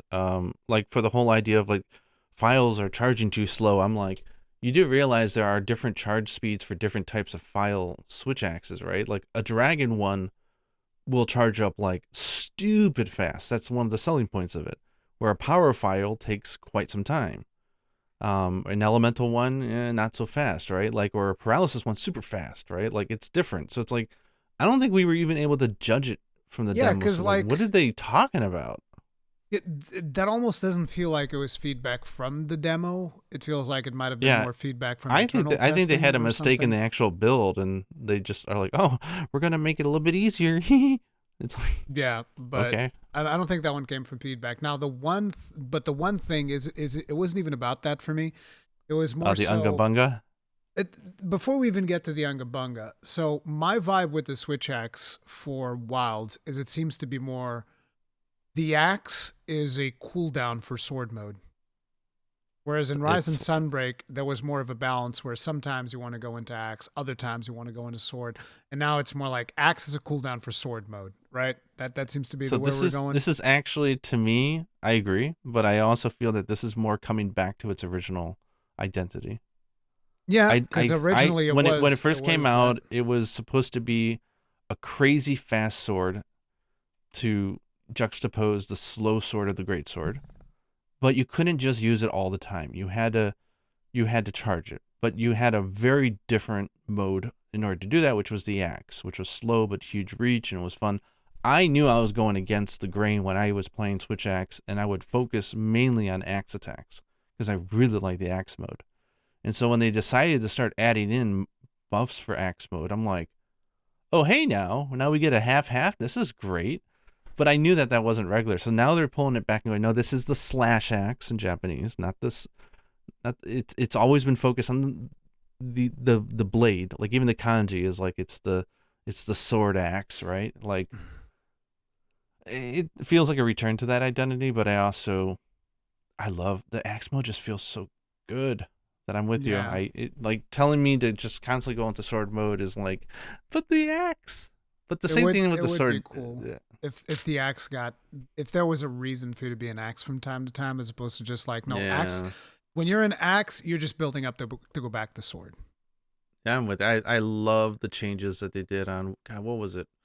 Which game had it? I think it was Rise and Sun. No, it was at the end of Rise, and then at the beginning of Sunbreak, if I remember correctly, was when they started. Like the finisher that happened with the Savage Axe chops. There was like that finisher where you'd spin around and do it. Like that was just dopamine. Oh my god. Yeah. Or like Generations Ultimate had like the super axe combo that you could do, which was awesome. But the thing that was really, really weird to me is, like you said, the Unga Bunga. We're just gonna give hyper armor to full release / and I was like, wait, that is a very strange design decision, because we're starting to see a pattern, right? Because one weapon getting that's one thing that they decided to do for whatever reason, which initially was brain the longsword. dead, and just go crazy. And it's like, people are going to be, here comes Rurikhan with the longsword. It's like, it's not my fault that they chose to give the longsword's most powerful move hyper armor, okay? We have to talk about it. I'm sorry. It's the only weapon that got it, okay? That's why I'm bringing it up. I don't want it nerfed. Once you start, you can't be stopped. You can't stop this feeling. You can't stop this rhythm, baby. No monster tag, no nothing. So it's like, I don't want to nerf, by the way. I don't want to nerf. I don't want to change. Like I've said multiple times at this point, to make it perfectly clear to people, I don't actually care about weapon balancing anymore. I used to. Well, back in exist, so. Yeah, back in Monster Hunter World, I tried taking it seriously. Then in Rise and Sunbreak, once again, I tried taking it seriously. By the end of Sunbreak, I was like, I give up. Okay, it's just not that game. The weapons are never going to be balanced. There's a reason why speedrunning is done in weapon tiers, okay? There's a reason why people segregate the speedrunning by weapon. It is because the weapons will never be balanced. It's just that. It's never going to happen. Yeah. Never going to happen. So when I'm talking about its own unique fun factor, and we're all good. So when I'm talking about this, I don't want people to think, oh, here comes Rurikhan complaining about he wants the longsword. I don't want longsword nerfed. I don't care. I literally do not care at all. But, we do have to talk about the design decision behind big, impactful moves having hyper armor. And why do I think it's important to talk about this? Because I've always seen these moves. Can you explain to the good people what hyper armor is for those who don't know? So okay. Capcom doesn't even do this in the game. Yeah. It's like... So hyper armor basically means that it doesn't matter what the monster is doing, you are going to go through it, and your attack is going to land no matter what. You're still going to take damage. Usually you're going to take reduced amounts of damage because of the hyper armor part of things. So you take less damage, but your attack still goes through. Now there are some exceptions, because some monsters will have like pinning moves that will actually break through hyper armor, which kind of makes it hard to then be like, okay, but is it hyper armor? Is it not? Because some of the moves break it. It's weird, but it's like most of the times your attack will go through just about everything, no matter what. Like, you can literally kill yourself trying to do some of these attacks with hyper armor. So just think of it like it's that mantle that they had that I hated. Rocksteady mantle. So it's essentially like having Rocksteady mantle when you are doing the attack. Now, the reason I bring this up is because I've always looked at these big, powerful attacks, like, for instance, when you're talking about the longsword, Helmbreaker, and now Helmbreaker and whatever they call something, Spirit Release, whatever the hell, the follow-up of the Helmbreaker move. And right now, as far as I can understand, the thrust of the Helmbreaker, that has hyper armor. And then while you're in the air, you come down, Helmbreaker, and the follow-up of that also has hyper armor. And I've always looked at these moves as in, okay, this is something we use to capitalize. No, I looked at it as like, first we bring the monster down, we get an opening, like a beefy opening, and then I use this move. And that's my reward for knowing when the opening is happening. I get to use the big damage move. I've always looked at the moves like that, right? You're thinking, oh man, I'm going to get it down here, or I'm going to put a trap, and I have the opening, and I get to do my big damage move. And it's a skill thing. Yeah, but that's because it's a high risk to do it. There's exactly. A commitment, and there's a huge commitment. A high risk, high return, so there's strategic timing of when and how to do it. Yeah, and the developers basically going and saying, well, now we put hyper armor on this. What this does is like, just I don't wait for nothing. The second this thing is up, bam, slam, instantly. The second that I have, that I'm ready to do an Helmbreaker it is, like instantly. And then immediately after, every single time, Spirit Release, boom, boom, boom, boom, boom. And that's Spoken the change. like a true gun lancer, man. You can't hold your shells. You just gotta boom, boom, boom. You gotta pop off. Yeah. And now they're doing the same thing for the switch axe, which is the most powerful move of the switch axe, which was full release. That's getting buffed, so I think it's dealing more damage as well. But on top of it, it also gets hyper armor. And again, the situation here is, if we follow this through, then in my opinion, it's like, look, if every weapon should be getting this then. So like, for instance, you look at the greatsword, True Charge Slash should have hyper armor. Right? I mean, isn't that fair? Because I mean, if the highest damage move of the switch axe and the longsword both get hyper armor, True Charge Slash should have hyper armor. I'm not an optimal player. Perfect Rush should have hyper armor. And you guys know what's coming next. Wyvern Fire should have hyper armor. Yeah. I mean, but the thing is, I don't care whether these weapons get these changes or not. Like I said, I don't care about balancing the weapons because it's never going to be that game. I just am questioning, why are these moves getting hyper armor? Because these are supposed to be the moves that you would do when you get like a down, or when you get like a big opening on the monster and you get rewarded for recognizing that opening, or for enabling that opening by getting it down, by placing down the trap, by doing something. That is the reward system. Is like, oh, I did something, and now my reward is I get to use my big damage move. And you're taking that part of skill of the gameplay away. Yeah, I'm full just of use your paraphrasing damage today. Just use your damage move whenever the hell you want. It doesn't mean anything because we're going to let you just use the damage move, and you're going to take some damage, sure, so just make sure to have maximum health when you're using your move like this, and that's it. Yeah, I'm paraphrasing a lot today. I've got lots of examples that pop in my head, but I think what you're saying, or what I'm getting and what I agree with, is we're afraid that this will turn into Dynasty Warriors, and we don't want that. Yeah, pretty much. No hack and slash, please. No friendly fire, no consequences. Do your big attacks whenever you want, whatever. No, we like the strategy of hunting. Exactly. And that's the thing. But for a lot of people, they're like, no, it's way better now that it has hyper armor. And I was like,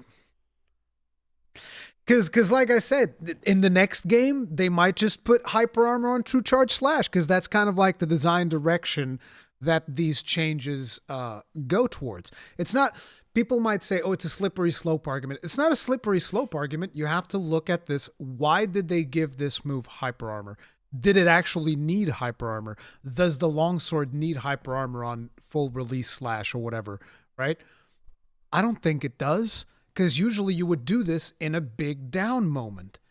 That would be the point. It's like, oh, there's a big opening, do my big damage. But now you don't have to consider whether or not there's a big opening. You just have to think, I have big damage, I do big damage. There's no tactical input on. Yeah. And maybe they just need to introduce a system that if you get hit while in the middle of a very specific, like, large move like that, like, if you have hyper armor during it, or if, like, it's a big, deals less like, damage. You're vulnerable, you take more damage if you get hit during it. Like, double so hyper damage, armor actually giving you vulnerability? Yeah. I don't know. I kind of feel like that goes against the concept. I want to see players just, like, flying off like mosquitoes as they try to jump all over the place. Get out of here! Dead bodies flying everywhere. Yeah, but I think that would go against the concept of giving it hyper armor. I know. Yeah, we're going to give you hyper armor, but now you take twice as much damage. Wait, what? That's weird. Yeah, they would have to rename it. Yeah, not hyper armor, but I would call it maybe a hyper confidence. You're so confident you're just going to go for it, and you're going to leave yourself a wide ass open, and you're going to take more damage than you normally would. So be careful. But yeah, I've heard people say, "Oh, we'll call them reckless ambushes or something." Yeah.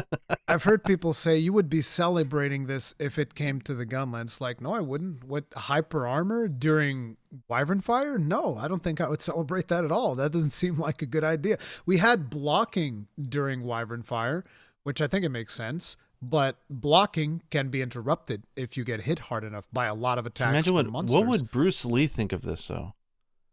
He's like, the best way to avoid a punch is to not be there, is to avoid it. And you're like, no, just make sure that you're punching back with hyper armor. Punch back with it don't matter. It doesn't matter if you punch him back with hyper armor. It doesn't matter. But yeah, so you're also not a fan of putting hyper armor on a bunch of different moves, I guess. Yeah, I'm not nearly as passionate or even up to date on what moves have hyper, super, whatever as you are, but I'm in the same camp that large attacks should have high risk, high return. Yeah. That's not an area where I think friction should be released. Yep, but that is happening, and again, like I said, I just think that this informs a design decision that goes against a lot of the things that I like in Monster Hunter, and that's why. Anyway, Sword and Shield gets buffed all around. I thought that was cool. I like Sword and Shield. Thank God they're bringing back the upward chop, because without that thing, my God, my muscle memory was just like, okay, I can't play this weapon Rising no more. Slash? Yeah. It's such a pathetic small little move, but it is so. I rarely use it. Oh my God, that is the bread and butter starter for combos since I played it in 3 Ultimate. Or 3G. I used Rising Slash in Generations because of your Wait, video. do you not use that to start off most of your combos? No, I use Advancing Slash. Okay, well that's. I usually do so like I will position with Advancing Slash most of the time, or in the case of Rise and Sunbreak, I actually used Sliding Slash because I just loved aerial, and Sliding Slash would take you right into the air. So it'd be like Sliding Slash, Shield Bash down, and then Bash, Bash, Bash. So that'd be the way. Yeah, I think it's the muscle memory from back in the day when Sword and Shield wasn't, parkour ninja jumping all over the place. Where seriously, because Sword and Shield used to be really important to be able to stay in place, right? I remember I watched your video on this, and that's how I learned about Rising Slash. So I would use Rising Slash all the time. So because when of you go behind a monster's back foot and you're trying to get that trip, you don't want to start a combo that moves you. You want to be able to stay in that position. And so I think it's just years of just memory of that's how combos start. And then them taking it away, it's like, wait, you're forcing me to move on my first hit? Screw this. And it felt horrible. So I'm so happy. It's not even about. It's just a move. It's not even powerful. It's just. Yeah, it's not even that. Don't mess with it, man. It's just a positioning type of thing. Yeah, absolutely. Yeah. But other than that, they buffed it, and obviously we got to see that the hit stop is a little bit more prevalent now. It looks good. So I was You're looking at just that looks way better. I'm happy about that. They've also said they've improved Perfect Rush, which I think is good because. Perfect Rush is something that I don't think we used it in Sunbreak at all. I think most of the speedrunners that are running Sword and Shield, I don't think they I use it because it's fun, but it's certainly not. I remember this was close to the end of Rise. I had that set that had 100% crit with the high ninja sword. And I remember that I'd be playing it and people would watch me play. And it's like, Rurikhan, why do you use Perfect Rush? And I was like, it took me 2 weeks to perfect Perfect Rush. I'm going to goddamn use it. You better believe I'll use it. I don't care. You know who understands the argument more than anybody is probably Insight Glaive users. Because I think most of us would agree style points are worth more than damage points. So yep. Insight Glaive has a backflip, right? You do a poke and then you do a backflip. Is it the most smart thing to you? Hell no. No. Is it super powerful? Do you feel good? Hell yeah. And so we use it all the time and it feels good. So but yeah, that's Sword and Shield. Then we had Bow, and I laughed initially because I saw something about they were buffing some of the bow attack. I was laughing. I was like, oh shit. You needed some clown makeup to put on that. I saw you laughing. I'm like, wait, what? Why is he laughing? Someone obviously doesn't play the bow. Yeah, I don't. It's true. I just remember seeing oh man, look at Bo just destroying literally everything in this game. And they're buffing it? I'm so confused. But yeah, they nerfed the tracer shots or whatever it was. And the real big nerf though was the focus strike, because I do remember. Because it was broken as shit. Yeah. Yeah, the bow focus strike would lock on so fast. You'd be like, and then you just throw your thing. There's a million arrows, explode all the wounds, and I'd be like, damn, that's crazy. And now it's so slow. It's been really big time nerf. I mean, I mentioned in my previous that bow was my favorite from all the weapons with dual blades as well. And one of the things I liked about it was that the tracer arrows were so powerful that it allowed you to essentially turn off your brain half the time, because you have to aim really good when you hit the tracer shot, but the following shots that come afterwards, not a big deal. And I think even I mentioned back then, but like the finishers on the weak spots are just too damn good. They're just too fast, too powerful. Like, I knew it's like you go into the ATM or something, right? And you see like, oh, you have $2 million in your bank account. Well, don't mind if I do. There appears to be an accounting error. Whoops.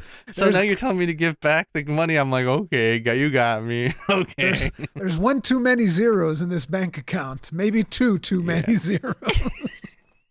So yeah.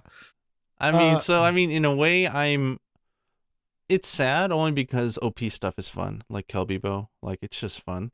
But you know what? It makes sense. And also, the fact that they're going to buff regular shots so that, because at this point, like, hitting a tracer arrow is everything. If you don't hit your tracer arrow, you don't want to do normal shots. Just aim again with another tracer, right? But if they're going to make it so that actually using the bow like a bow is still viable, that's good. I think that's a good change. So I'm hopeful that it'll be balanced, but if not, maybe I'm just getting too old for this, and I'm just like, if it doesn't work, they'll patch it. Like, it's a lazy thing to say, but it's true. Like, once we get our hands in the game, like, they give it their best shot, and then we get some actual data, and we get feedback, we find out what works and doesn't, they'll adjust it if it doesn't work. Hopefully. I mean, listen. Maybe. For the end game of Iceborne, Wyvern Stake Blast is still pretty much not viable for most encounters. They never fix that. True. It's like good luck enjoying a good Wyvern Stake Blast on Fatalis. That'll be fun. Yeah, that is true. They do not have a very good track record of good luck on enjoying post-launch. Good luck on enjoying Wyvern Stake Blast on Arch-Tempered Velkhana.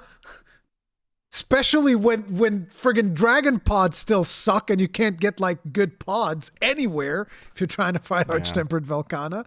So yeah. So people are gonna ask me like, "Hey, what do you think about the bow change?" I'm like, "Well, it's a nerf. There's no way around it." Yeah. So like, it is a nerf. Is anybody happy with a nerf? No, of course not. But was it deserved? Yeah.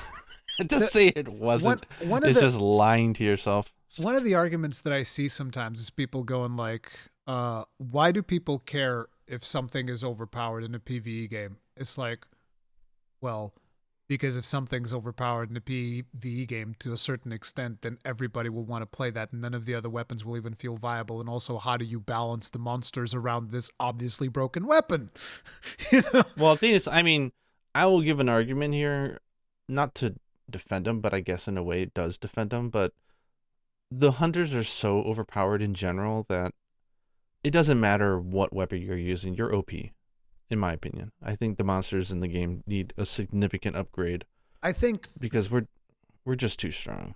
I think that there's a line to be drawn at some point when it comes, because like for instance, if I was to tell you, okay, well now gun lance shells straight up one shot anything, like one gun lance shell, go up to a monster, gun lance shell, boom, dead.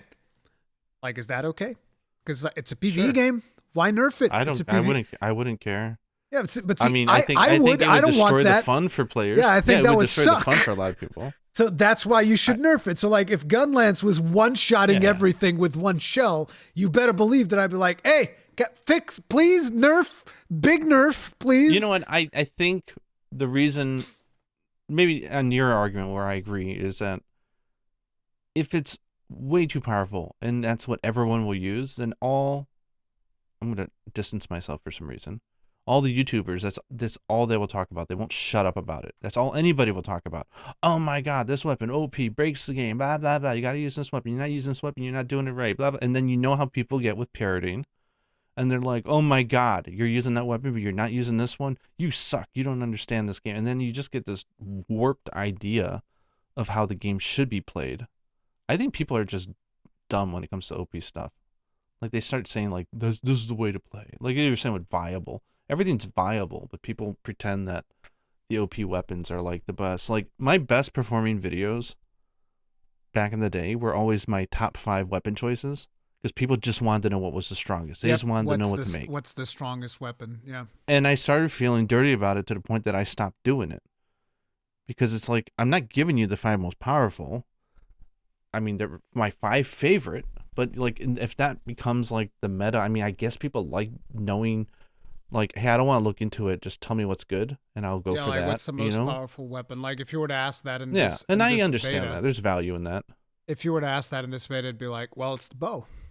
There you go. Bow's the most powerful.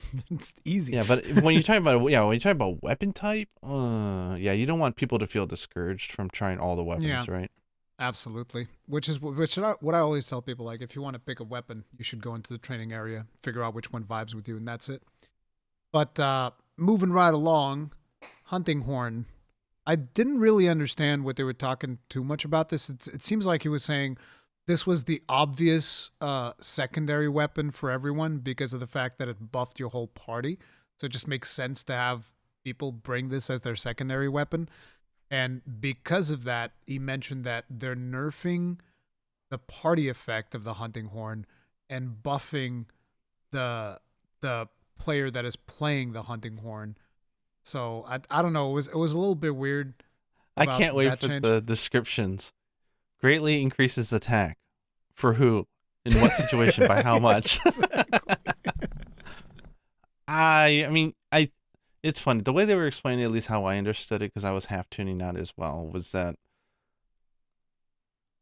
side horning, the effects last too long, right? So when you to just hop on your sacred, pick up a hunting horn and blast an attack boosting song, and then put it away and go back to your main weapon. If it's like attack up small doesn't really make a difference, but they're saying like end game horns will get like attack up L, and that's like 20%. Like it's a huge buff, right? And because the duration is not short, like it makes more sense in every case to start off with a hunting horn, play the song, then go to your main weapon and play. When it expires, switch back to your hunting horn, play it, go back to your main weapon. That will be the most efficient, most strongest way to play the game, bar none. And so they said, okay, how do we stop that from abusing the meta? Because he said it would sure to break the game. Like the meta was just not working when it comes to out. He said in the demo, it largely worked fine. This is stuff that they were realizing outside the demo. Probably their QA testers let them know, like, bro, this is broken. Like, this doesn't work. So they're doing 2 different changes. One is, I think they want to avoid the meta of just one person being the side tutor. Like, even if they, no matter what change they make, like, you can't have the songs be, you can't change what it is. Like, you can't make songs only worth 30 seconds or something, right? Like, no one would play the horn then. So they're changing it in 2 ways. One is, I think they said, the song effects will now be prioritized so that they're stronger for the horn player, and then everyone else gets a slightly weaker version applied to them, which is just confusing as hell. And 2, I think he said something like when you put away the horn, I think the duration goes down of how long it'll last or something. I don't know. I zoned out during that point. It was weird. I wasn't able to catch everything. Yeah, but anyway, they're just making some changes so that, like, to make sure if you're not taking a hunting horn, then you're every speed run's gonna be hunting horn swapping every 2 minutes. I think that every speed run will still be hunting horn swapping. Like I just think that'll be the case. Like probably even with I would say with Team Darkside, you'll have everybody have a hunting horn, and it's like one person will start and they will do the hunting horn thing. Everybody will start attacking the monster, and then somebody else will be designated to go get the hunting horn, or the same person will go do it again. But basically 3 people will always just like be wailing on the monster with the additional damage. That's what I would expect. But yeah, we'll see. We'll see how that pans out. The skill system changes. What are your thoughts on that? With skills on weapons, and it seems like from what we've seen, at least this is the conclusion that I've gotten to. Looking at what they showed, we saw Critical Eye is going to be a 5-level skill as opposed to 7 as it used to be. Speed sharpening is going to be... I thought it was weird that everybody was like, oh my god, it's only going to be 20%. I'm like, stop pretending like we know anything about what the skills are. We do have no idea, guys. We have no idea. The takeaway there is that it is what I'm going to call, if I'm understanding correctly, a weapon skill and cannot be applied to armor. That's how I interpret it. It is a weapon skill that it cannot be applied to armor, and my conclusion from that is we're gonna have way less offensive skills than we've Hells had yes. in previous games. That's what it seems like, and a lot of people are super hesitant about that. But me, I want really happy. Yes, very much. Now, I mean, if utility was on your armor, right, and your weapon, if for decorations, like you could still slot in a crap ton of probably offensive skills on your weapons, and more slots is always going to be God and whatever. So not, but like, if I have to juggle between, do I want higher crit or higher attack or higher sharpness? These are good things.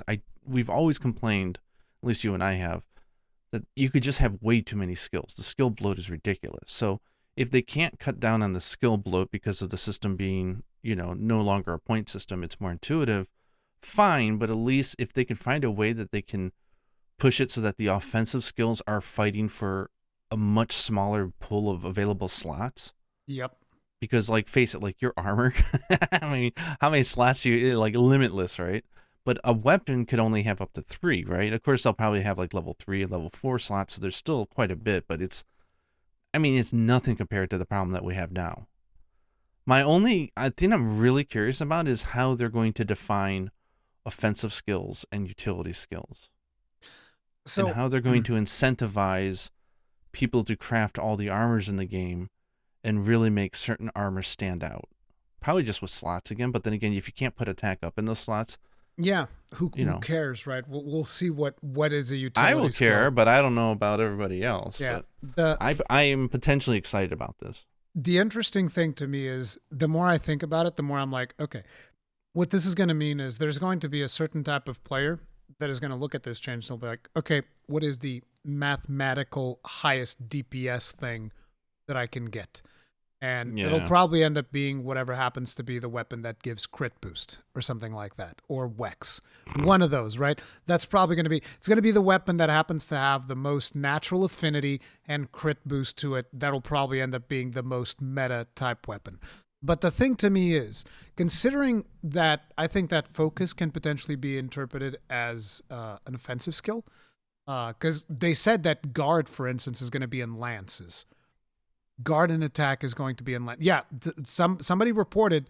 I mean, again, this could be because it's a beta version of the build or whatever. Yeah, that's why I said that. I'm really reported not nervous, but I really want to know how they're going to categorize them. Yeah, somebody reported that they saw a lance that had guard and attack, which is interesting. Yeah, because guard, that's interesting, but maybe they adjust it so that guard is usually paired with another skill, and it's usually an innate skill on the weapon. It's not taking up slots.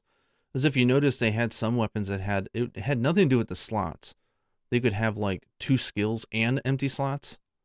So like they could have potentially up to 3 different skills. Like maybe guard is just a freebie that they just give, or maybe guard instead of level 5, it's level 3 again. And like it's just not as severe. I don't know. We're going to need the details on this one. Yeah, we're going to. Really. This is going to require a lot of like looking into and figuring out how that's going to work out. But to me, power prolonger. I want to know where that's going.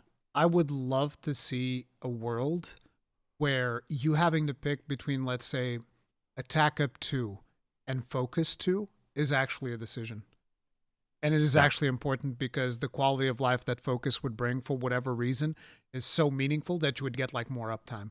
Like, let's say if focus 2 is the difference between in an opening you getting 2 true charge slashes versus 1.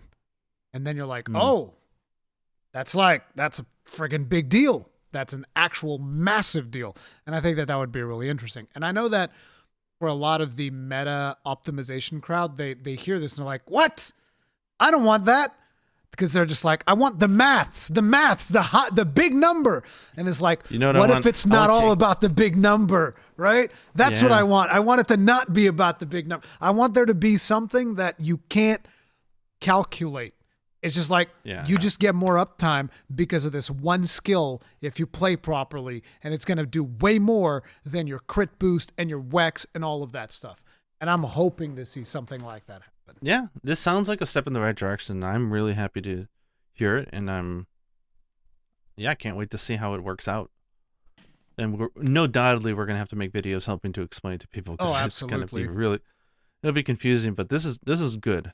Yes, I think potentially. This is a good thing. We'll see. I'm really curious how if they say Hey, decorations that have offensive skills, they could be used on armor pieces, then it negates the entire idea. Yep.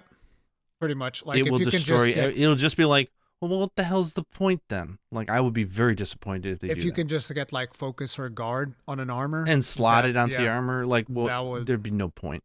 There's no point Destroy it at that point. Yeah. So I'm hoping that they're going all in and they're saying no, offensive skills are tied to your weapons. So some weapons, they come with innate skills that will help offset their balance from maybe they have lower raw, but they've got speed sharpen, right? And other quality of life or good things or focus.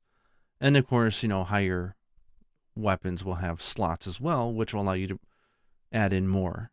I like this idea. It's good. Yeah. I say, show me what they're going to do with charms. Take offensive skills and don't put them on charms. That would be the shit. People would hate me for even suggesting it. Yes. But that's how I feel. Take it away. We don't want it. Now, very quickly, the next couple of topics are like super simple. Blocking faces. You remember those? The ugly blocking face, the bugs. People dollying up their characters, and suddenly it's like when they block, they become like an old hag, like yeah. So they said they're gonna fix that. It's not gonna be as pronounced as it is right now. Yeah. There's gonna be private lobbies as well as a squad system. This is something that I think both you and me said. There's definitely gonna be private lobbies, 100%. Which is interesting because when I asked them in the podcast, they didn't confirm it. I was like, come on. I was thinking to myself, I didn't push them on it. I was like, come on. You're not going to tell me there's not private lobbies. This is not a thing. The other thing was the open beta, but we talked about that at the very beginning. So there's not really much else. I was assuming that you were going to be praising the fact that they didn't show a new trailer. Yes, I'm happy. I am very happy with the fact they didn't show a new trailer. I don't want to see any goddamn new trailers. I don't want to see any more demo. I don't want to see anything else. I am good. Okay. If by the way, if by the time they do the launch trailer, if for some reason I happen to have like early access, I'm not even watching that. Okay. It's just not happening. I would just say the one thing, and this is very much in the same vein, but that like black octopus thingy, I don't want to know anything more about it until release. I don't want to know anything about it until I see it in game. You know the funny thing? I like not knowing. It is exciting. I want to know about it. I want to know everything about it. Data miners, you can destroy yourselves upon release of the game. Leave me out of it. I just want to be surprised. I want to show you something. I actually had a video that I was planning on doing that I wasn't able to do because I've just been way too busy. But like I was going to make a presentation talking about Arcos.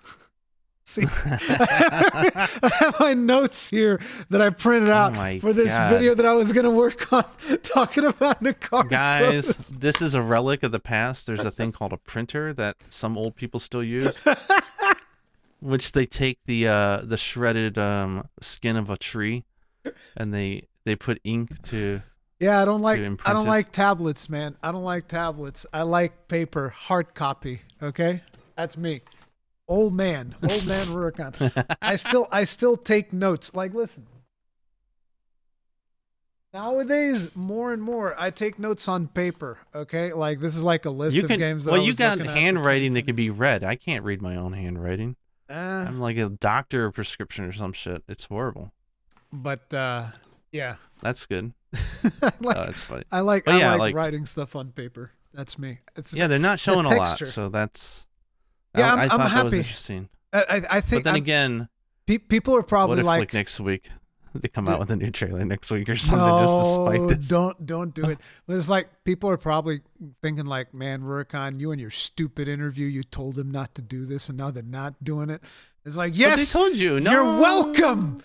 You're welcome for having more fun in the video game because of me. You're welcome.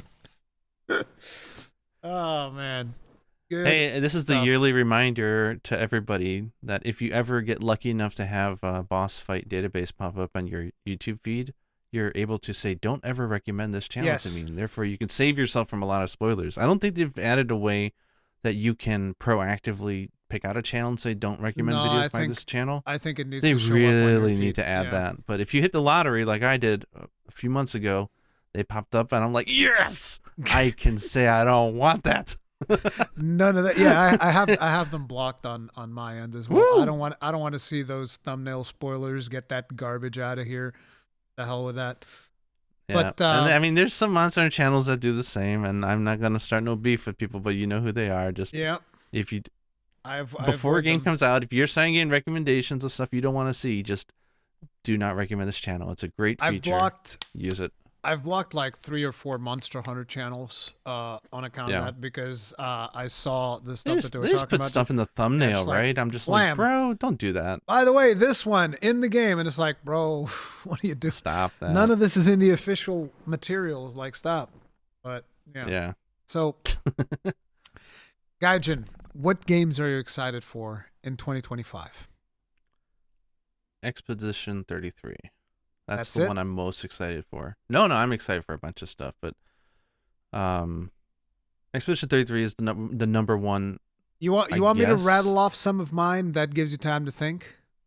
Yes, please do. Because I haven't really thought about this. I've been so obsessed with Infinity Nikki lately that I haven't thought about which we'll talk about. We'll talk about. Thank you. Monster Hunter Wilds, obviously top of the list. It's like the first 3 games. These are the 3 main games that I think will take up the most time in the channel next year.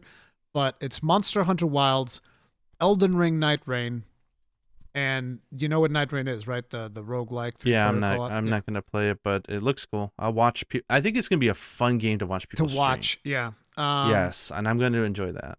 And Path of Exile 2. These are like the 3 big games because I'm so addicted to Path of Exile 2. That game is that free to play game. Yeah, wait. Wait a minute.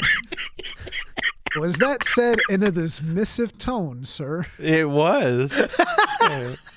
With a hint of, with a distinct taste of sarcasm. Okay. And spitefulness. And bitter revenge. Path of Exile 2. These are like the 3 big games. Wilds, Night Rain, Path of Exile 2. Then I have a couple of games that I do want to check out, but those are probably more like something that I'll play through once, maybe a couple of times. We'll see. But it is Crimson Desert. I think Crimson Desert is going to be a ton of fun. This is from the guys who made Black Desert Online. They're making a single-player open-world game. Expedition 33. I'm also very curious to playing that. First Berserker Kazan. That's going to be really cool, I think. Phantom Blade Zero. Metroid Prime 4. Exodus, which is kind of like made by the Mass Effect developers. I think it's going to be more Mass Effect than Mass Effect. Doom Dark Ages, because he's got a shield that has a chainsaw on it, which is weird, and a shotgun. Xenoblade Chronicles X is finally getting remastered for the Switch. I'm happy for you. Freedom Wars is getting remastered, to which I said, you remastered the wrong one. We wanted Soul Sacrifice. We'll take Freedom Wars, but we really wanted Soul Sacrifice. I bought Freedom Wars on Vita. I didn't get around to playing it because I was so addicted to Soul Sacrifice Delta. Oh, you know, dude, I understand that people listen.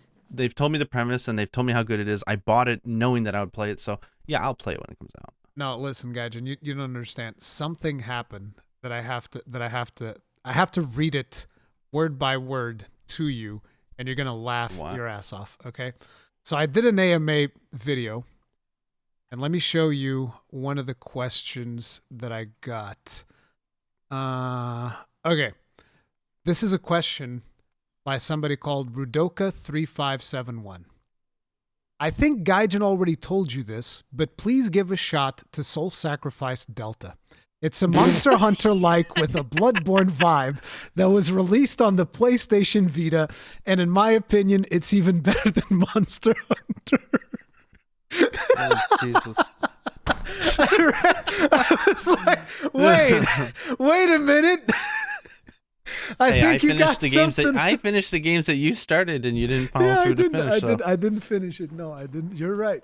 I got to the final boss because I didn't know what I was doing. I didn't know how to play Monster Hunter games back then. I was a noob.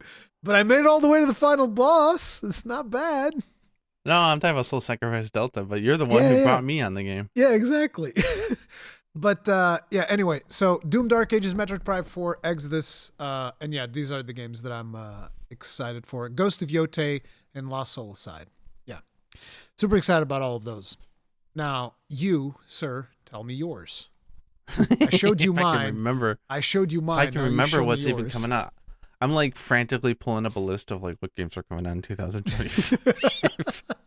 Like, shit. So I mean, I think Monster Hunter Wilds is obviously one of them as well. Probably at the top of the list. I might play expect. it. Yeah. You might play Monster Hunter Wilds. Maybe. I might play it. Yeah. Maybe play a little bit. Yeah. So Monster Hunter Wilds, of course. And if people want to know, I'll be playing it on PC. Yeah. Me too. Then Expedition. I'm playing PC as well. Yeah. Expedition 33. I'm super looking forward to that. I'm actually what's it? I used to say Fantasy Life I no longer give a crap about it. I probably won't play it unless someone tells me like, "Oh, it came out, it's amazing, great." Then maybe, but I'm so not interested anymore. That sucks. That was gonna be my entry into that series. If you're not doing it, I hope it's good, but like I have zero faith. You have zero faith that game is gonna. Team? I don't even know if it'll come out. I mean, honestly, at this point, so it's too little, too late, and no faith behind it. So, plus, I've got my open world like switch jobs and do different stuff type of game now. I don't need that fix anymore. I've got like the most next generation version of that type of game. Infinity Nikki. We'll talk. Yeah, exactly. So Fantasy Life, is that getting like a bunch of updates? Is that one of the big games you're playing in 2025 as well? Infinity Nikki? Yeah, okay. You better believe it. Yeah. So FF14, I'm still playing regularly, but I'm very much looking forward to patch 7.3. That is going to be hot. That's going to be the second raid tier, variant dungeons, all that stuff. Where the story's going now is exciting for me. I know you haven't gotten there, but I'm looking forward to it. I don't know. Until then, if I'm kind of like on a break. I don't know if I ever will, to be honest. Like, you need to understand the damage that Dawn Trail has done to how much I like Final Fantasy XIV is actually way more than I even realized. Because like every time because people ask me from time to time, and every time that I talk about it, I feel like I hate it more.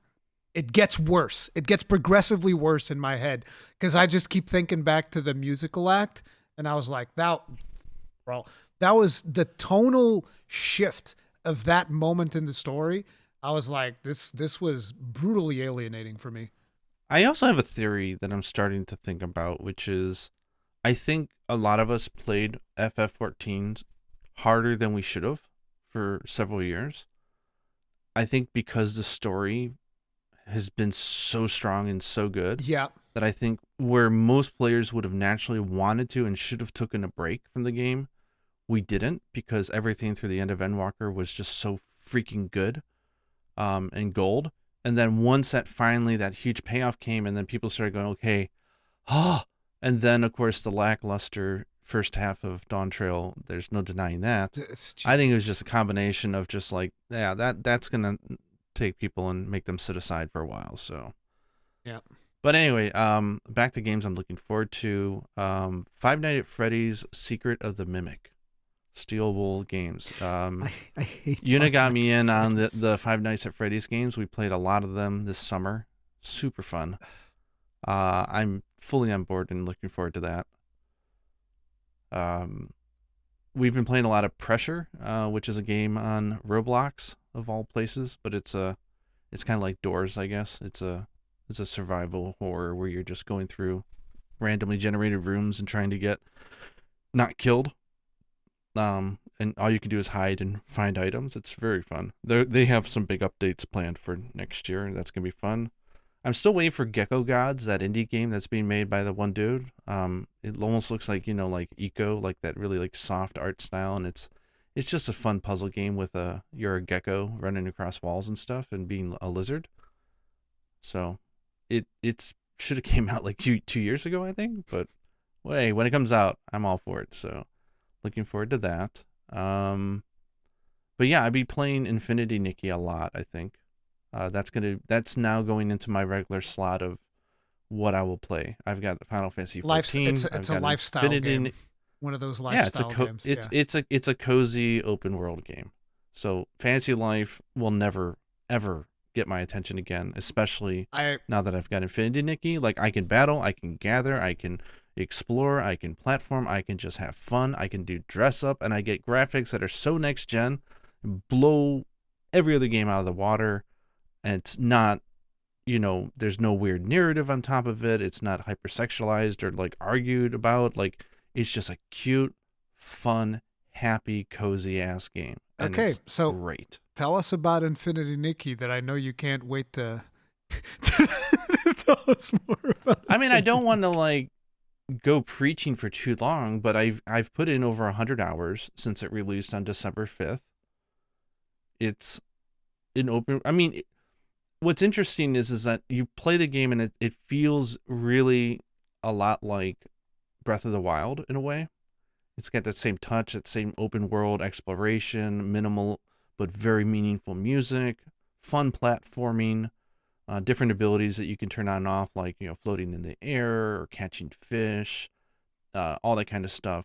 And then you find out that one of the higher directors of Breath of the Wild from Nintendo joined this company and is the co-director of this game. And you can feel it, like the influence is all over it. It feels great. So it's taken. What is the name of the developer? It's not Infold. Infold's the publisher, right? I have to look this up. Because like Infold, I think, is also working on another game that I'm actually curious about called Ballad of Antara. So the fact that you're so enamored by Infinity Nikki makes me wonder if I'll actually enjoy Ballad of Antara. Is Infinity Nikki a free-to-play game? I think Paper Games.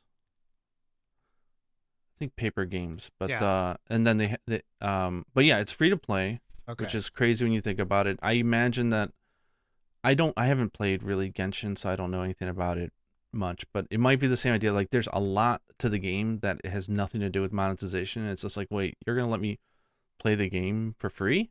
But it's got really fun and easy combat, but it's not a game where like you're locked out. I didn't even know the game had combat. Yeah, it's simple. Is it like fun, turn-based or is it real time? Or? No, it's like Zelda. It's just real time. You're running around, enemies pop up, and you can shoot out, and you can even customize your energy shots. Like, do I want a wave? Do I want a spear shot? Do I want a lock-on shot? I want a heart missile. Can I get a heart-shaped missile? I hope they add that. That would be cool. But like, the game is it's an open world game. It's got a full story, like all fully voice acted and everything. Like, it's just like. It's a big game about Nikki in this fantastical world and helping people out, and everything is centered around being a stylist, like creating outfits, and all the outfits are like armor in Monster Hunter. So you got like, they've got tags, like this is a cute outfit, this is a classy outfit, this is a poppy outfit, this is a elegant outfit. Like, they all have different classes and scores, and as you go through the game, most of this doesn't matter at all. It's a story game. You're going around and you're talking to people and you're helping them out. You're helping them find lost things. You're, defeating enemies in a dungeon to bring back some important item, stuff like that. So where's the replayability in that? Because you're saying it's a story game. You go through the story, you finish the story. Where's the replayability aspect of it? Yeah, so the world is, again, it's open world, so there's like 5 major regions right now, and they'll just keep expanding on them. Each region unique, so they've got their own unique plants all over the place that you can gather for crafting. They've got unique enemies, types, unique fish, like all that kind of open world stuff that you would do, right? And it all comes back into crafting, and they've got it's got to be over 1,000 right now, the outfits. And we're talking like the most detailed, amazingly modeled outfits I've ever seen in a game. Like, the material, the resolution, everything about them, the physics, everything is just amazing. And you put together anything and it just looks great. And it's got one of the best photo modes I've ever seen in a game. And you can just have a lot of fun with the outfits. Does that have co-op? Do you play that with Yuna or? No, that's the weird thing. It's solo, but there are some fun asynchronous co-op. So if you go around and you take a photo, like a really nice photo, because again, like, it's basically G-pose of the game. Yeah. So you take a photo, it stays on the map. So I can go around and sort of like Dark Souls, I could see like you can see someone left something photos. Here. Yeah. I can then summon them in their pose, and then I can you can start a thread. Oh, you can pose with them, take a photo and a comment, and leave it, and you can just see the thread of everybody doing. So it becomes kind of like a social network type of thing, almost like the Me Plaza, something similar to that, I guess. Maybe, yeah. Yeah. But it very much is like a single player thing, and then there's I imagine they'll do like fashion contests and stuff like that for like people who just want to max out everything and I spend thought some money in the shop or something. But I thought it was gonna have some co-op element. That's kind of like what I expected for a game like that. So well, I'm it's also surprised. interesting is like you would think that given the fact that it's a dress up game that's been a series for like 15, 20 years, you would think that it would be like a mobile game that is also playable on PC or console, but no, this is Yeah. like Unreal 5, insanely high spec, Steam, PC, and PS5 experience, and you can play a dumbed down version of the graphics I on mobile. I have an issue with Unreal 5, dude. Like I know, but this one has not given me hiccups yet. It's not, at I don't least on know. my I setup. don't know, man. I don't Unreal 5. Every time I see Unreal 5, I'm like, oh, here we go again. God I damn. know, but for me, it's been running fantastic. But it's yeah, I won't touch this thing on mobile. Like this is for me, this is my high Yeah. end, high fidelity AAA game that I'm playing. Is this open world game where, again, like so the replayability comes in the fact that there's always something to craft. There's always some quest to find. There's always something to do. Always something to craft.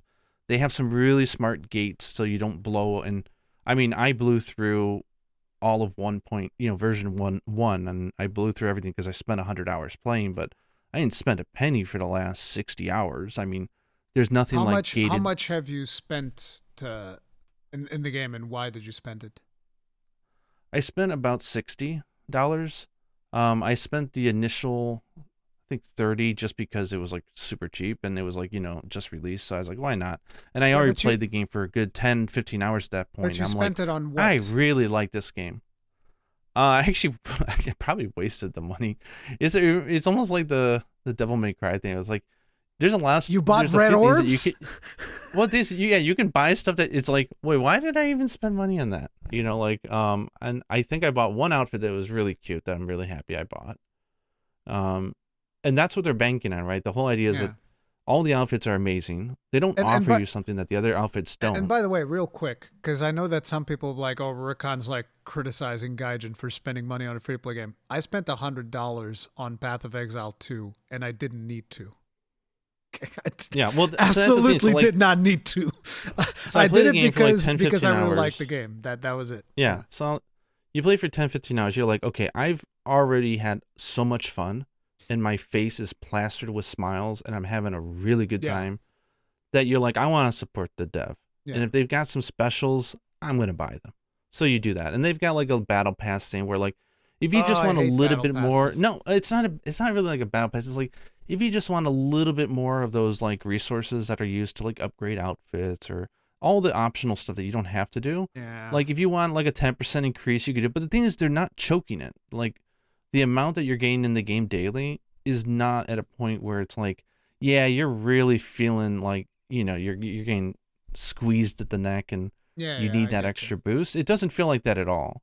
I imagine they'll have like eventually fashion contests or something like that where But it's like people want to get like the craziest outfit evolved and sparkle the effects and everything, but it's pure just glam. the thing about that type of stuff is like even if they're not squeezing you for resources, I hate when the developers sell you those resources. I really, really, Well, the I thing don't know. is, It the just game irks me is the wrong way. so the thing I like about this game so much is that they're not falling in the pit so far that I've seen a lot of other games fall into. For example, they have a thing where they have a resource that you get this energy and you get like 350 or something a day. And you can spend some in-game or out-game gems. You can easily earn the gems yourself by just playing the game. But if not, you could buy them, I guess. But you can, recharge it like 3 or 4 times, right? So you can get a total of like 500 So energy a day. kind of like a stamina system, basically. Sort of like that, yeah. But this is just optional stuff for like, upgrading stuff if you really want to, or changing the color of Yeah, but stuff, or I don't like those some things. rare craft items. But Yeah, the thing is they stop it. So like, even if you wanted to give them $1,000, you can't get more than a certain 500 a amount. day. Like Yeah, they cap it, and they cap it at a point that a person not paying money could realistically hit that cap pretty much every day, depending which on the is amount of nice. hours that they have free, I would imagine, because you've been putting in Yeah, much yeah. more time than the average player. Yeah. Oh yeah. Well, I'm also like, I'm devouring this stuff. Like, there's Yeah. no need.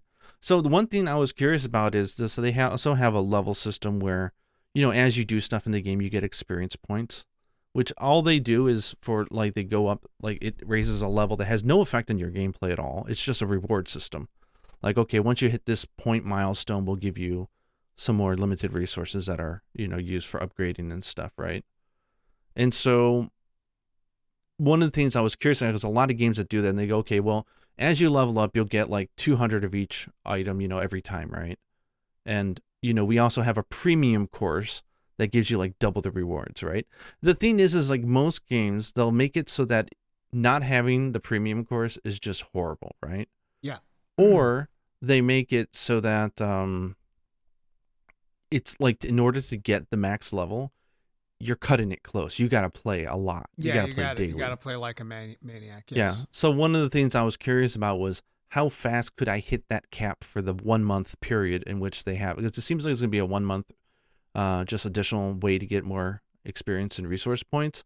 I hit that thing in 5 days. I hit the max. Yeah, but so, again, you're playing way more than the average player. So is it doable for them to do it in a month? Probably. But depends on how much I think time it doesn't, at least now it doesn't feel like it's really strict. Yeah.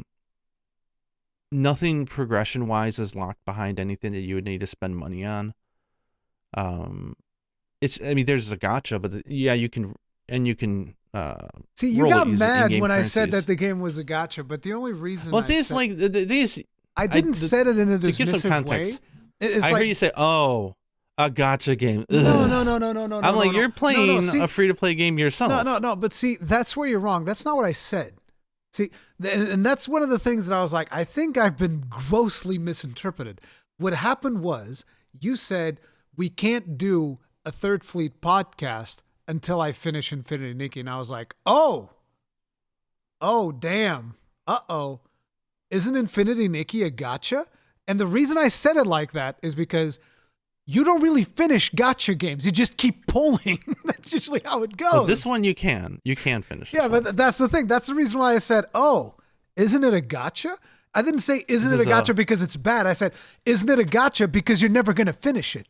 That was the point that I was making. And so I'm like, I've been grossly misinterpreted because I'm not even that against gacha games. I just don't play them myself. I think there's a big difference, though, between a gacha game with some more with open world mechanics and an open world game that has a gacha. I think there is a difference. Yeah, there's multiple. Are they designing the game around the gacha? Is the stuff you get in the gacha central to the main core hook of the game? And it's not in this point. But the way in which you describe the game, it has a lot of the free-to-play things in games that I personally don't like. So yeah, even if it was like, let's say, because the theme of the game is not really something that appeals to me so much, but let's say even if it was like this heavy combat Monster Hunter type game, the systems that you've described with the battle pass and the selling of resources and all of that stuff, even if all of that is perfectly fair in game, I don't like it when they sell you that stuff. And you're like, oh, you're playing a free-to-play game too. Yes, but in the game that I'm playing, there's literally no gameplay implications to the microtransactions. They sell you stash tabs. There's no. But I mean, giving you gil or something, is that a gameplay implication? Giving you gil? If it's not required? Gold? I mean, because the resources you're getting is not the stuff. It's just like. You said crafting materials. Well, not crafting material. Like, if I don't have this, I can't craft. They're giving you, it's like when you craft, it requires like the equivalent of like a coin or gil that you earn in the game. And you can just run around and collect it if you want. But you can also just buy it. Well, no, you can get a little bit each day by playing. Yeah. But you can buy it, right? That's what you said. You can also buy some of these crafting resources. Oh, no, I can't buy them. No, you can buy you get the pass, and you can get a little bit extra each day. You get more because you bought the pass. Yeah. Yeah. Yeah, but see, that's the type of stuff I personally don't like. That type of stuff. I played a game like that, which was Dauntless. Dauntless had like a battle pass system like that. I think that might have been the only game that I've played that. Yeah, but that had like armor and stuff that's like really core to the experience, right? No, it had. I forget what it had, but I remember that I wasn't a fan of the way that it worked. But because at the time the gameplay was really good, I was like, oh man, it's all right. It's whatever.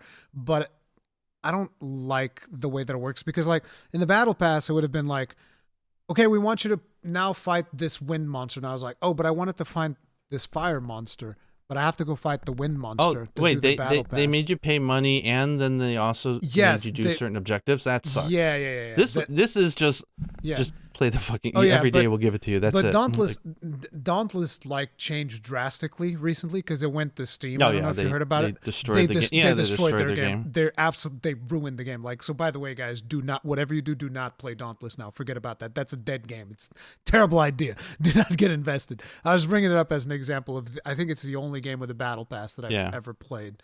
Because I just don't like the idea of a battle pass having to log in to play. I don't like that. Yeah, I'm doing a bad thing of representing this, I feel, because like I know what you're talking about. I generally hate battle pass games as well, or the system.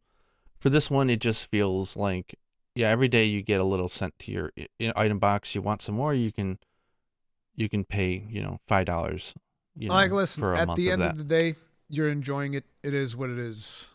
Doesn't matter. But One thing that bothers me a little bit is that just the discourse of the game, like people online are like, oh, it's a game for little girls. I'm like, what does that even mean?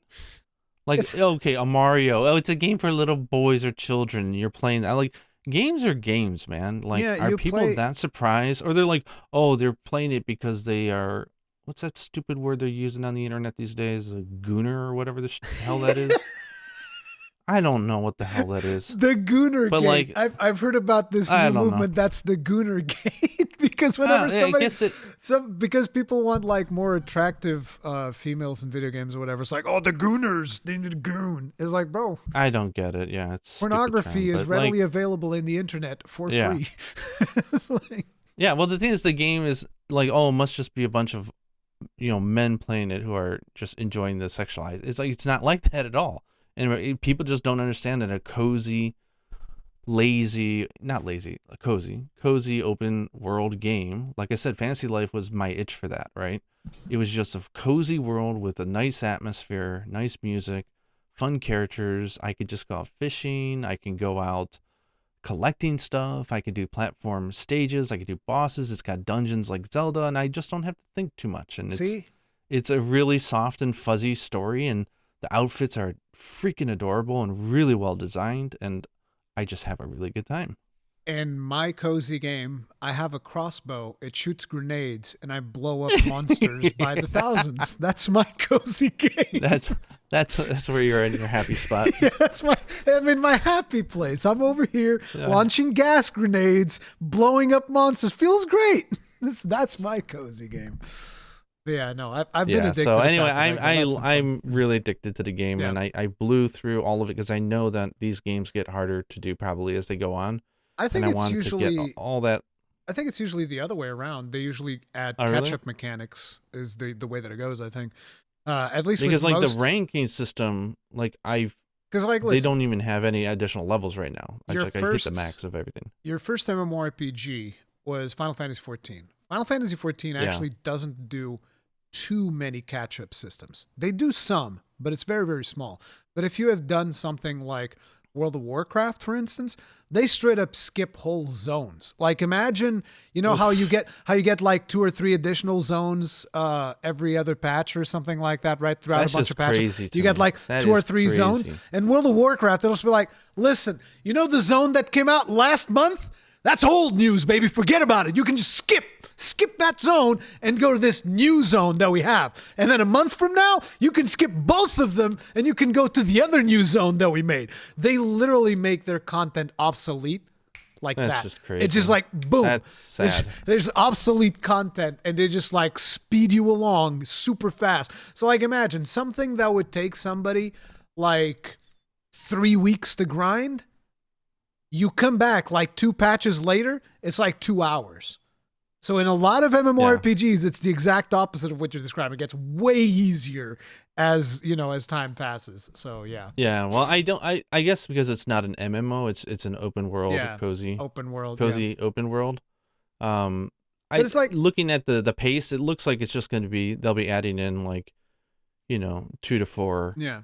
new outfits and some stories and stuff each month, and like they've set up the lore where they'll they'll unlock more of the map and the skill tree and all that kind of stuff. So I'm super satisfied with what I've played so far, and I'm at a point now where, I mean, the daily stuff where you log in, you get you got your daily quests, and that'll give you the XP and the base resources that you want for the day. Mm-hmm. You can complete the dailies in this game, I'm not joking, in under 60 seconds. It's that easy. They're not giving you shit. They're like, just pick up 5 plants, use 150 of your little energy to go exchange for something you want, and then like fight 3 monsters. Okay, you're done. Like, you did your dailies, you did your deed. Like, it's really nice. So I figured that because you also need to get back to Yuna and get like food and whatnot, let's do the community set. The community questions. Actually, I gotta say this Go really ahead. quick. What we've been playing in the last few days, and I actually for the first time spent money in Roblox because of it, was a game called Regretivator. It's Regret. so stupid and fun. It's like a game where it's the whole Monster Hunter thing where you're just messing around with emotes and having fun, and you like go in an elevator as like a server, and it's just constantly going up, and each floor is just a random ass game, and it's like really like meme culture, like cooperative fun, just goofy Mario Party stuff like floors, but just gags and all. It's just really fun. So I buffed up my avatar to look really nice. So we're gonna be playing that later today. But I don't know. I constantly had the wrong idea about Roblox. I thought it was like, oh, this is just some weird, horrible kid scene. I got this tainted image of kids in the West just blowing like V-Bucks in their That's Fortnite. It's just one of Fortnite. those scenes, and Yeah. I think it's such big of a platform that it is what it is depending on what you There's play. Right? good It and bad feels things in Roblox. I don't know. yeah, but I've I'll been say getting like my from a kid. tech standpoint, their implementation is insane, dude. I've Like been you can start up that app and you can jump in a game within 2 seconds. You could just join a friend within 5 seconds. Like it's fast and like the UI is really well done. So I don't know. I'm interested to see what other fun tidbits we can find in this I've universe been is. I've been getting my 9-year-old into Path of Exile too. So we're going down very different paths. yeah, dude, very different paths. You want to know the funny thing? I at my house I don't have speakers, so I put the headphones on him while we were playing Path of Exile. And after a while, he put the headphones out, and I was like, "What's wrong?" He's like, "I don't want the headphones, Dad." I was like, "Why? They're making scary sounds." And we're over here playing Five Nights at Freddy's with earphones on, trying to see if we're about to get jump scared to death, and So savage raiding, and then on the side I'm collecting cute outfits. So for the ending segment of this year's let's do some yeah rapid fires. this year's final edition of the Third Fleet podcast, I pulled up some community questions. If you guys didn't see this pop up on your feed, you should probably subscribe, bell notification icon, all of that jazz to both of our channels.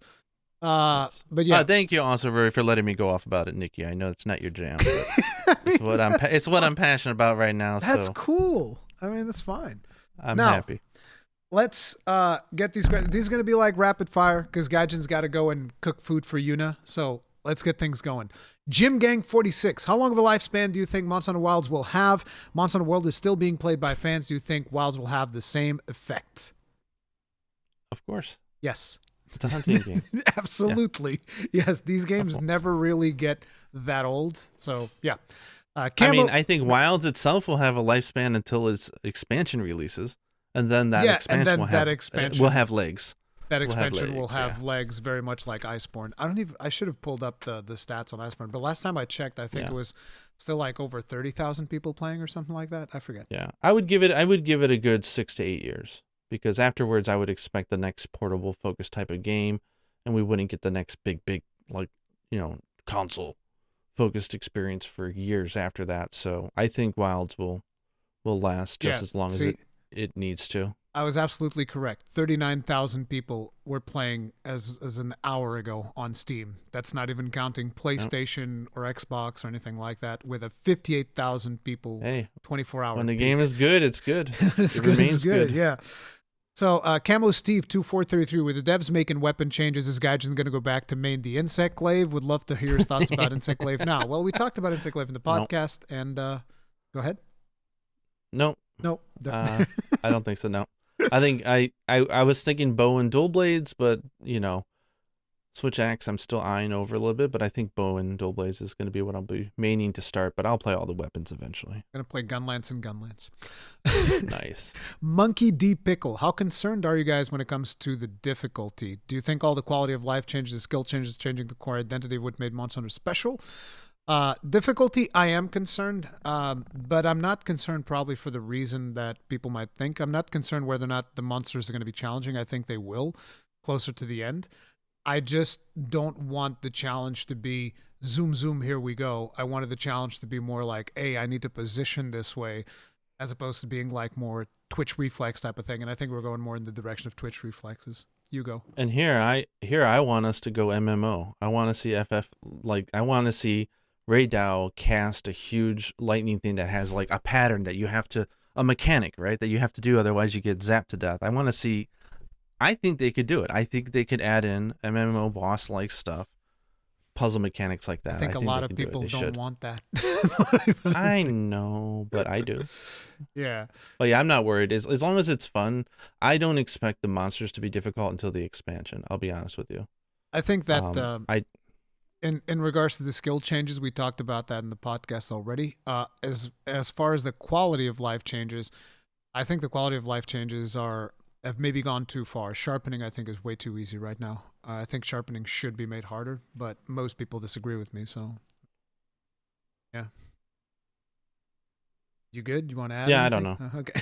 No, I think I had to play the game in context. I mean, I'm a little bit more open to quality of life changes probably than you are, but even then I don't want it to be so face roll flimsy that I just go in there and smash a monster and leave, and that's it. So Egg Roll 20XD6. Since Monster Hunter tends to be an evergreen series, how far back would you recommend a newcomer to go back into the series if they were interested in earlier games, assuming they had the hardware to play? World? I would go for Ultimate. I think that you could enjoy for Ultimate. I think it takes a special mind to enjoy it. I asked actually my daughter this, and she said Generations Ultimate works. It's borderline, but it works for going back to it. But for you, even though she had a good time with it, you have to already be in love with the franchise, I think, to get into that in the modern day. I think it's just too big of a departure. I think Generations Ultimate is a good fix of the old style. The question here, though, is to recommend a newcomer. Because I was just thinking like world, yeah. I would not send them back to. It's just I was thinking, how far back would you recommend? I was just thinking, how far back would you recommend somebody to play? And I would say for Ultimate. But if you're saying how far back would you recommend a newcomer, then definitely new World. Player. Yeah, World. Yeah, World Iceborne. World Iceborne. I would still do the recommendation of play World without Iceborne first. There's a way in which you can do it in Steam if you do it on Steam, where you can turn off. Yeah, because the Iceborne. Clutch Claw will just destroy everything. Clutch Claw it wasn't made. wrecks base World. So I would do base World without Clutch Claw, even though it feels weird because the Clagger is there. But yeah, World. Hang on a second. I need to find a name here. I gotta give a shout out because I watched a very long video recently and it was really fun. So while you're looking that up, do you think Prowler mode from Generations Ultimate has a chance of returning ever? No, I mean, well, let me rephrase. I'm protecting myself here. Probably not. Let's say probably not. It is and was my favorite weapon. And I want to believe they'll bring it back. I don't think it'll ever be Tokuda-san who does it. I think if anybody's going to do it, it's Ichinose and the portable, so to say, focused titles, because I think it lends itself well to for the smaller, Switch shorter, bite-sized quests. So I hope so, but I don't. There's nothing that indicates that I should be hopeful. Yeah. But I certainly want it, and Ruri certainly let them know when he got the interview. Nyanta no fukatsu tanomimasu. See, you remember, yeah. We're waiting for you. Okay, I got the name here actually really quick. Jal Bagel. Jalbagel. Jalbagel. He's been doing speedruns any percent from a new game in world all the way to beating Fatalis. Yeah. And he just got a world record in 8 hours and 28 minutes. And this is not a glitch run. This is just really well optimized. And I'm assuming he got like good drops for crafts along the way, because just having to he's just really good gameplay. Like, okay, I mean, he did use the defender weapons and stuff, but like, I mean, of course, even his Electron was like fantastic. No, it wasn't like, it didn't feel like a lot of like luck or exploits. Like, he's got tons of runs under 9, but like, I watched it and it was just really entertaining. So I don't know if he had some really good. I just wanted to give a shout out because I really enjoyed it. So next up, go ahead. No, I'm a Prowler, man. You're just making nostalgia. I feel like I'm gonna cry. Lodestar Legato. Do you think there will be decorative seasonal events in the same way there was in World now that gathering hubs don't exist in the traditional sense? I don't know if gathering hubs don't exist. I just don't think we've seen it. It might not exist. I don't know. I would like gathering hubs to exist, but they might not. I do still think there will be decorative seasonal events. There's probably going to be one main hub that we'll have at the end, and that will probably be the one that they focus on for the seasonal events, I would imagine. I would hope so. That's all I'm going to leave it at. I don't know, but I would hope so, but it would be a lost opportunity if they didn't, because they did so well in Iceborne. It was fun. For fun, are there any maps, environments, concepts you'd like to see explored in Wilds? I would like to see more caves. More like caves? Caves? Like like that map where you would fight Espinas in Sunbreak, as like a big cave system that you kind of go through. Yeah. I want to see more of that. I feel like we don't have as much of that. I mean, you have that in Elder's Recess, but it's different. I don't know. It's just the vibe of the cave-like systems and ancient civilization, weird things left behind. I want more of those, basically. How about you? Good choice. I want a flower patch field with cherry blossoms and daisies. And fluffy monsters that look like dandelions I can hug, and clouds in the sky with smiles. What is going on? Infinity Nikki collab. Let's do it. Maryland comes to Monster Hunter. No, I'm joking. Honestly, I just want something that I don't see coming. The Rotten Vale was one of those things. If you told me that there was an ice map, okay. You tell me there's a fire map, okay. You tell me there's a map based on poison and rotten flesh, I'd be like, wait, what? That's weird. That's cool. Give me something new. Yeah. That's what I say. Mechadebzilla, I want to hear you all discuss your different takes on the idea of the hunter as the instrument of balance in nature, how trustworthy versus sneaky is the guild in Wilds, and will we run into the equal dragon weapon? Well, that last one I think is an easy answer. Probably not. Probably no equal dragon weapon.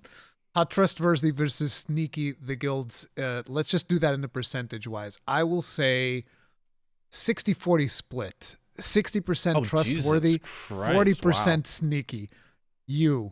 What's your percentage? 80-20. 80-20? Okay. Or maybe even 90-10. I think the majority of the Hunters Guild are 10% are really good. 10% working really trustworthy. hard. I think there's 10% trustworthy. No, the other way around.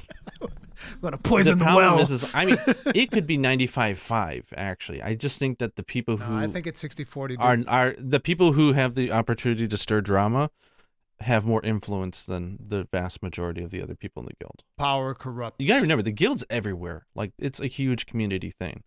So like, if you're talking just like people numbers, I don't think 40% of them being weird and shady. Like, come on now. Yes, I believe this. Anyway, yeah. That's a different game. And then the idea of the hunter as an instrument of balance in nature. Well, we are instruments of balance in nature. Yeah, I think that's... Yeah, we're also instruments of imbalance as well. We're also instruments of death and destruction. Yes. I think we have this like lawfully like godly role that we keep?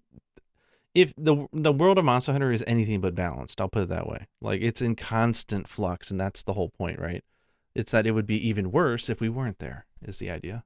So, Magnum Aloe Huntress 2022 brings up another I like the name. Prowler question. I really haven't played you, so I was wondering, what is Prowler mode really like and why Gaijin loves playing it so much? And it's like, my take on it is Prowler mode is just crazy fun. That's it. It's like there's no potions to drink. There's nothing really in terms of preparation or anything like that. It's just you just go in and you have special abilities to do, and you get to customize what those special abilities are. And some of them are crazy fun. Like I remember doing the Wrath of Meow, the little cart, and you're running around, just like shooting. Like, one way that really I mean, cool. I would say that there's like some archetypes that have some basic functionality and ways that they fight, but in the most cases, it's kind of like build your own weapon class. Yeah. You choose, like you said, you choose the skills you want to take in with you, and you have fun with them. And I think it was the precursor to all the quality of life we have now. All the major things like no stamina bar, not having to worry about restocking, being allowed to cart once because cats have 9 lives. You cart 3 times, and that's when you actually cart. And they're mainly focused around boomerang builds, but also have some melee and skills as well. So lots of different approaches, super cute. Being that slow on the ground makes the monsters much larger, makes it more immersive for me. And it's just fun. I really like the boomerang the gameplay and the customization of the skills. If that's not for you, then it's not for you, but there are some cool archetypes with some special things like, adept evades and guards and all that kind of stuff. So yeah, it was fun. It was pretty fun. Psycho Trooper 1473. This is just an out there question. What kind of speculation or theory would you guys come up with for what the expansion later down the line can or will be for Wilds? I mean, my biggest thing is I think that the name is going to be Monsanto Wilds Frontier. I think that would be hilarious if they make that name. As to what it's going to be about, I mean, we don't even know what the story of this one is, but I would assume that they would expand. I think it's going to be very different from the theme of whatever the base game is because they always kind of change it. So I know it is. I know it's going to be. Really? Okay. Yeah, I saw it at the end of the Hollywood movie. There's going to be a portal. We're going to go into it, and we're going to be in Europe where the special defenses are going to meet us. We'll team up with the army. We'll come back in, take down the Megala, restore the balance of the ancient civilization, rewrite the timeline, come back to Wilds, and when we come back, it won't be wild anymore. The little boy will have his family. He can get the hell out of our hair. The extinct monsters will be extinct like they should be, and all life will be happy. There you go. Confirmed. And the movie will come out 1 year afterwards, so look forward to it. Absolutely. Large Scrub 1559. When Wilds comes out, how many hours do you think you'll have on it 7 days later? For me, 60 to 80 hours. Think. I mean, take away the idea that you might get reviewer early access. Like for 7 days with the game. Yeah. 60 to 80 hours. That's the calc. I'm not counting any early access into it. That's why I'm saying like 7 days. Yeah, I'm generally the same. 60 to 80. Whether it's a work day or not, I generally put in 10 to 12 hours a day on new games. So I would say, yeah, same. About 60 to 80 is a good mark. Bragger Raustelos 2814. Rurikhan, happy holidays. My top question to explore is what expectations you and Gaijin have around skill slots and jewel level balance would look by the end of high rank Monsanto Wilds. Cheers. I think what he's talking about is we talked about it, how many skills do we expect people to like have around the end game? And for me, like I think I've already said about 5 maxed out skills would be ideal and would be what I would expect at this point. And then I think it'd be much more. Much more? More than 5 fully? I don't think they're going to revamp the armor system. Like, I mean, they're still going to have slots and skills that are based, like one level gives you 1 tier. Like, I still think we'll have a lot, but I think the amount of offensive skills will be a lower ratio than they are now if they're limited to just weapons. But we'll still have the same amount of quality of life skills. So what are we thinking, like 7 full skills, give or take? And it's kind of like what we're at now, right? 7 to 8. I don't imagine it'll be that different. Yeah. I just think it'll be more utility than offensive. 2 more full skills for the expansion, probably. Yeah, that's what I would imagine. Well, we'll see if they don't break everything with the charm system. So yeah. Zero Arts 7623. Do you think weapons that don't have an offset or guard class should be reconsidered, like the insect glaive? They should have one or the other. Whether or not people use it or not should be up to them, but they should have at least one of them. They don't need one of each, but because one like or the other. Just weapons... not participating in a new system just feels like a a weird design decision to me. Dual blades have nothing right now. It was dual blades didn't have anything. Insect Glaive didn't have anything. Insect Glaive got something. I mean, that would be like having a weapon that weapons. doesn't have focus mode. Like it's a new system. Every weapon should be able to engage in it somehow. Yeah, in my opinion. Maybe. I don't know, because like dual blades did receive a lot of buffs and stuff. They're way faster now and crap. So yeah, I don't know. I haven't really thought too much about it, but I'm not against the idea of a weapon not engaging in these systems. I think it's fine. Anyway, Rika63, will we ever get another weapon, and why should it definitely be Tonfa's?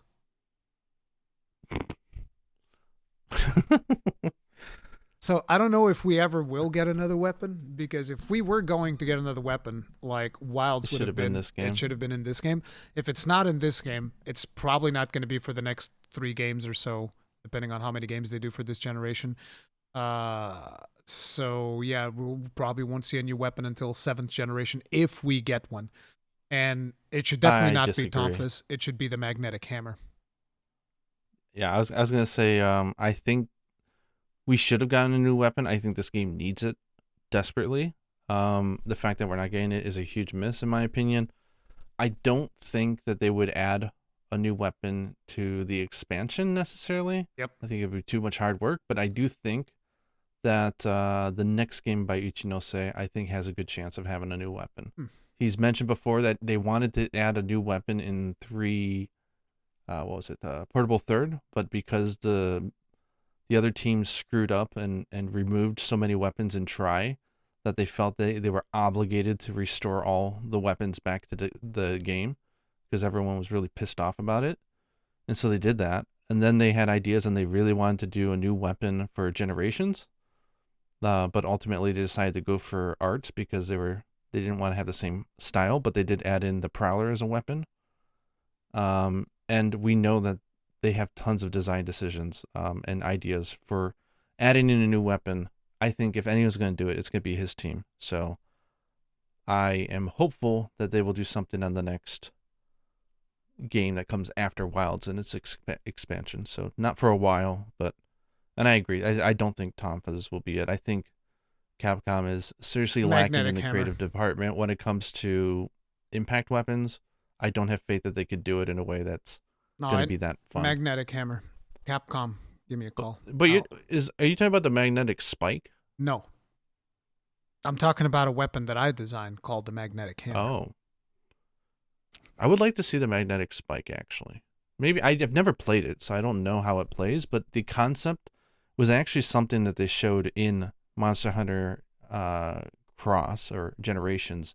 They had concept art books, and one of the weapon ideas was a huge bow-like weapon with a big blade that was crescent shaped that would work like that. Yeah, that's the magnetic spike from Frontier. Yeah, which makes me, and with the whole idea of the Frontier team now being able to pitch in and work on these things, yeah, I could see something maybe like that. Hey, if I can't get Prowlers and their boomerangs, give me something that's boomerangy, okay? Il Sentenza, do you guys think Wilds will have MMO mechanics in it like World did? Yes. I've only played FF, so I don't know what a true. They're probably basic talking MMO about Extremoth, and what other thing was like close to Extremoth? I mean, I'm assuming when he says World, he also means Iceborne, so probably Safi'jiiva, Extremoth. Those are more MMO. Oh, large scale stuff. Yeah. I definitely. I think they will. Yeah. The Bugshaker 3504. What are your hopes for the weapon skill system? Personally, I hope the base iron and bone weapons. Yeah, we already went over this. Yeah, we went over that. Yeah. Okay. Kemi Kem, would you be happy to see a new weapon show up in the inevitable expansion? Sure, I think both of us would be happy to see a new weapon show up whenever. Yes. I mean, yeah, it's long overdue. Yeah, long overdue. Urban Beats 9. Hey, play the Insect Glaive. It's like a new weapon. Kinda. Urban Beats 9. Gaijin's thoughts on Dawn Trail would be nice to hear. I personally felt the story was insulting to play through. Damn. Insulting. I mean, I think they didn't even want to hear from me. I mean, they know how badly I hated it. Go ahead, just like real quick. Overall, obviously coming off of 2 of the best stories in any medium ever, which is Shadowbringers and Endwalker, it was never going to match up. That being said, yeah, I would agree. It's been disappointing. However, I will say that while the first 60% of the story, I definitely would share sentiments that like, yeah, like the story wasn't doing anything much for me. The back half, the last 30% or so, and where they're going with it, I like a lot. And if this was what they would have done with the entire story, then this would be a pretty awesome expansion in terms of narrative. But I think the first half, yeah, to say it wasn't disappointing would be a lie. Bonus round. Would the story be better if they would just remove that first 60%? Just remove it straight up. Just gone. And just expand on the second half? Yes. Like, even put a little bit of filler on the second half and just have the expansion be about this second half that you're talking about. See, the person in me who loves the characters and what they did wants to say, no, I think it's because we went through that journey. But being realistically, no, I think they could have made that work. Yeah. That's what I think. IQ Dam 4397. Will there be another Monster Hunter Online? I don't think so, personally. Mm-hmm. Another Monster Hunter Online. Yeah, there was a Monster Hunter Online. It was a Chinese game, Monster Hunter Online. Yeah, Tencent game. Yeah. Yeah.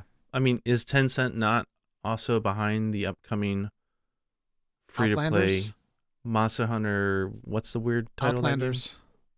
Outlanders? I mean, does that not count, or? I don't know if they're behind that or not. I know it's Timmy Studio, whatever their name is, but yeah, I don't know what's happening with that game. They're part of the Tencent group, I think. Yeah, maybe. But which is why I'm hoping that they could take some of those cool ass elements, because they had a lot of cool stuff in that game. If they can take that and bring that into the mobile game because it's the same umbrella company, that'd be sweet, because MHO did some good stuff. Like, I was impressed with a lot of stuff. The thing I hated most was the damn camera. Like, it was like, it wouldn't do a smooth rotation. It would be like jittery, and like, I didn't like that, but the game itself was good. Tony Dragon. Still not get to try it. Yeah. Tony Dragon 784, wondering if y'all have any theories as far as what the cool super secret final boss they're not going to show us might be. Always fun to speculate on that. I have no idea. Zero. Especially because they specifically said that this game is not going to have as many Elder Dragons, and I think it will be very interesting if the final boss is not an Elder Dragon. I think it's been a while since the final creature has not been an Elder Dragon, so that'd be interesting. Nothing? You got nothing? Yeah, I'm drawing a blank. The only thing that popped in my head, if I'm being completely honest, is as long as it's not the Equal Dragon weapon, I'm good. Oh man, what if it was the Equal Dragon weapon though? I mean, if it was re-envisioned in a way that made sense, just straight up Equal Dragon weapon. I don't know. Well, at least make the fight fun, so I could say, well, I don't like the concept, but I sure like the fight. Yeah. So, Canon 951, what do you think about the bow nerfs? I don't like them one bit. Gaijin actually is pretty okay with them. I have nothing to say. I don't play bow, so yeah. Yeah, I mean, I'll have to play them in game, but I'm not. Like I said, it was too overpowered anyways, and they are buffing regular shooting as well. So, I think there's still potential for this to be an awesome interpretation of the weapon. Yeah. Salatzion, do you think Wilds will have more extensive balance changes after launch similar to MMOs like Final Fantasy XIV? Oh, yeah. Really? I think so. The changes if they're being this reactive now during the beta, they're going to be hyper reactive. And you see the sales that Iceborne and World have done? They can't afford not to be flexible to make changes. They can't afford not to. I think if there's a large enough demand and it's a glaring thing that needs to be changed, they will do it. Okay. Fulminous, where are you guys looking forward to most in 2025 gaming-wise besides Wilds? I've already said mine is like Night Rain and Path of Exile 2. It's probably the two biggest things. Kevku, will you guys meet in 2025?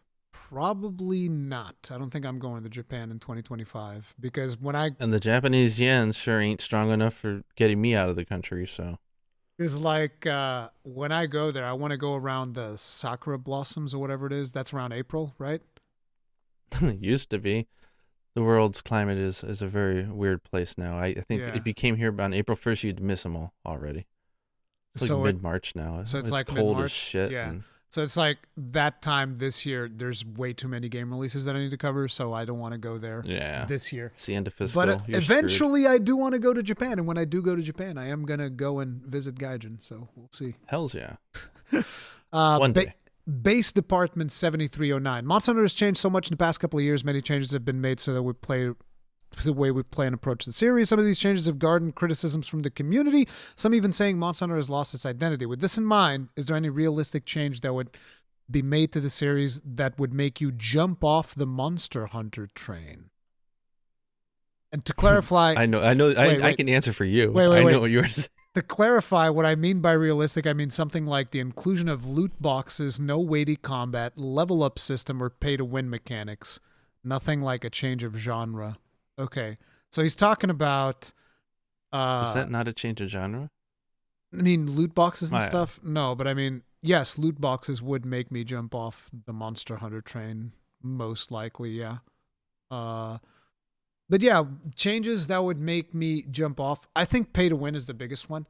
Like the moment that you would be able to buy materials. This is one of the reasons why I don't really play Monster Hunter now, because you can buy a bunch of stuff and like get additional loot for real money. And I'm just like fundamentally against that. And if Outlanders does that, I'm probably not going to play Outlanders either. Right now, Outlanders is one of those I'm super curious about. But if they go too heavy on the monetization side of things, I'm probably going to instantly jump off. And if they do that to the main Monster Hunter series, yep, I'm done. Yep. If they monetize too harshly. What about you? Damn. Yeah, I mean, I love Monster Hunter. So asking me to envision what would make me not love Monster Hunter is a really tough question. I mean, if they were to sell you materials, you would still be like, this is fine. If it was one of those things where they dared to get corporate greedy on it and they made it so that they are adding in the ability, I would be bitching about it. But if the game was still largely unaffected for most players, I'd be like, this is stupid, step in the wrong direction. I'd be screaming about it, but I'd still be playing the game. Yeah, I mean, but if they ever started designing the game in a way that was like, okay, they're trying to push, micro transactions, then I'd probably be like, yeah, I'm not doing that. That's the point that I'm making. I would go broke. I love Monster Hunter too much. If they made it so that I had to pay money to get the enjoyment I get out of it now, I would need to have a 6-figure job in order to play Monster Hunter. I'll put it that way. I play too much to afford that, so... Ixolith. Also, will you play any Chargeblade and Wilds or just all Gunlance all the time? I will definitely play Chargeblade. I don't know about Gaijin. Will you play Chargeblade? I think so, yeah. Chargeblade felt really good in the beta. I would like to make a return because I was put off. I mean, I played a crap ton of it in 4. For you as well, but I started getting turned off because everything was all about that, leading up to that big boom. And I told you I don't like that type of thing, but now it's so versatile again that there's so many other things that you can do other than just blowing all your files in one shot. So I'm feeling it. Swoosh 380. It's been amazing seeing all the Monster Hunter Wilds dev team is willing to listen to feedback and make changes based off said feedback. However, as we've all noticed, there appears to have been consequences because of this, namely the removal of things like friendly fire, etc., for the sake of convenience. Do you guys think the developers made a mistake listening to all the feedback, or are these necessary sacrifices for an overall better game?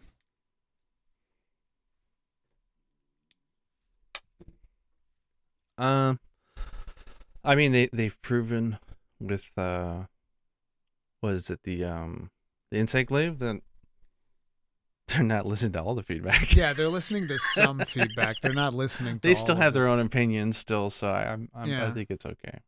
I think it's mostly okay. I do worry about who they are listening to because of the fact that the beta had almost no hit stop based on the opinions of a couple of Western gamers, apparently, on Monster Hunter World. So that is a little bit concerning. Yeah. And for the last one, Vincent Julian Ong, Capcom wants to make another Monster Hunter spin-off game and they ask for your opinion. Would you prefer Stories 3 or a different genre? Prowlers. Give them their own game. Done. I'd play the living shit out of that. Oh my god. I would want, I think, I would want to see their take on an action RPG Monster Hunter. But that's what they're doing right now. They're No, no, moving no, towards no. action RPG. No. I'm talking about like isometric perspective. Ooh. I know you don't like it. How can we get some MMO? I would dig that. I mean, we've had MMO. We've had Frontier. No, I mean like FF14 MMO. MMO mechanics, like actual raid mechanics. How would you call that? Raid mechanics. Like raids. I want an Extreme Rathalos raid. So basically, I want phases. You mechanics. want most monsters to be kind of like Safi, Jiva, and Extremoth. Yeah, but even more rigidly, like even more mechanics. Yeah, even more like. mechanics. I love puzzle mechanics. Yeah, that could be the buffs that you have to watch. I think it'd be fun. Yeah, but anyway, that is all of the community questions. Well, probably not all, because I know that YouTube automatically filters some of those and stuff like that, and I haven't touched any of the settings on that. So, yeah, we did most of the questions. And like we said, this is the last episode, so we want to wish you all... For this year. Yeah, Stop for this year. last episode. I'm scared. You call it the season finale. Season finale of Third Fleet Podcast. Wait, how many years have we been doing this? What season is this technically? I mean, it's still the first season because I haven't changed the season ever on Spotify. Yeah, I mean, but if we were just saying, like, I think we started. I think we started in 2021. It's just some seasons had more episodes than others. Next season will be a big one. But yeah, guys, we got a new big game coming out. Woo! That is. I hope you all awesome. have happy, hopefully safe, healthy New Year's. Yep. Happy holidays. We'll do another episode or 2 or 3 or whatever before Wilds comes out. But take care of yourself in the meantime. Happy holidays, Merry Christmas, Happy New Year, and we'll see you guys in the next one. Stay strong, stay safe, and happy hunting.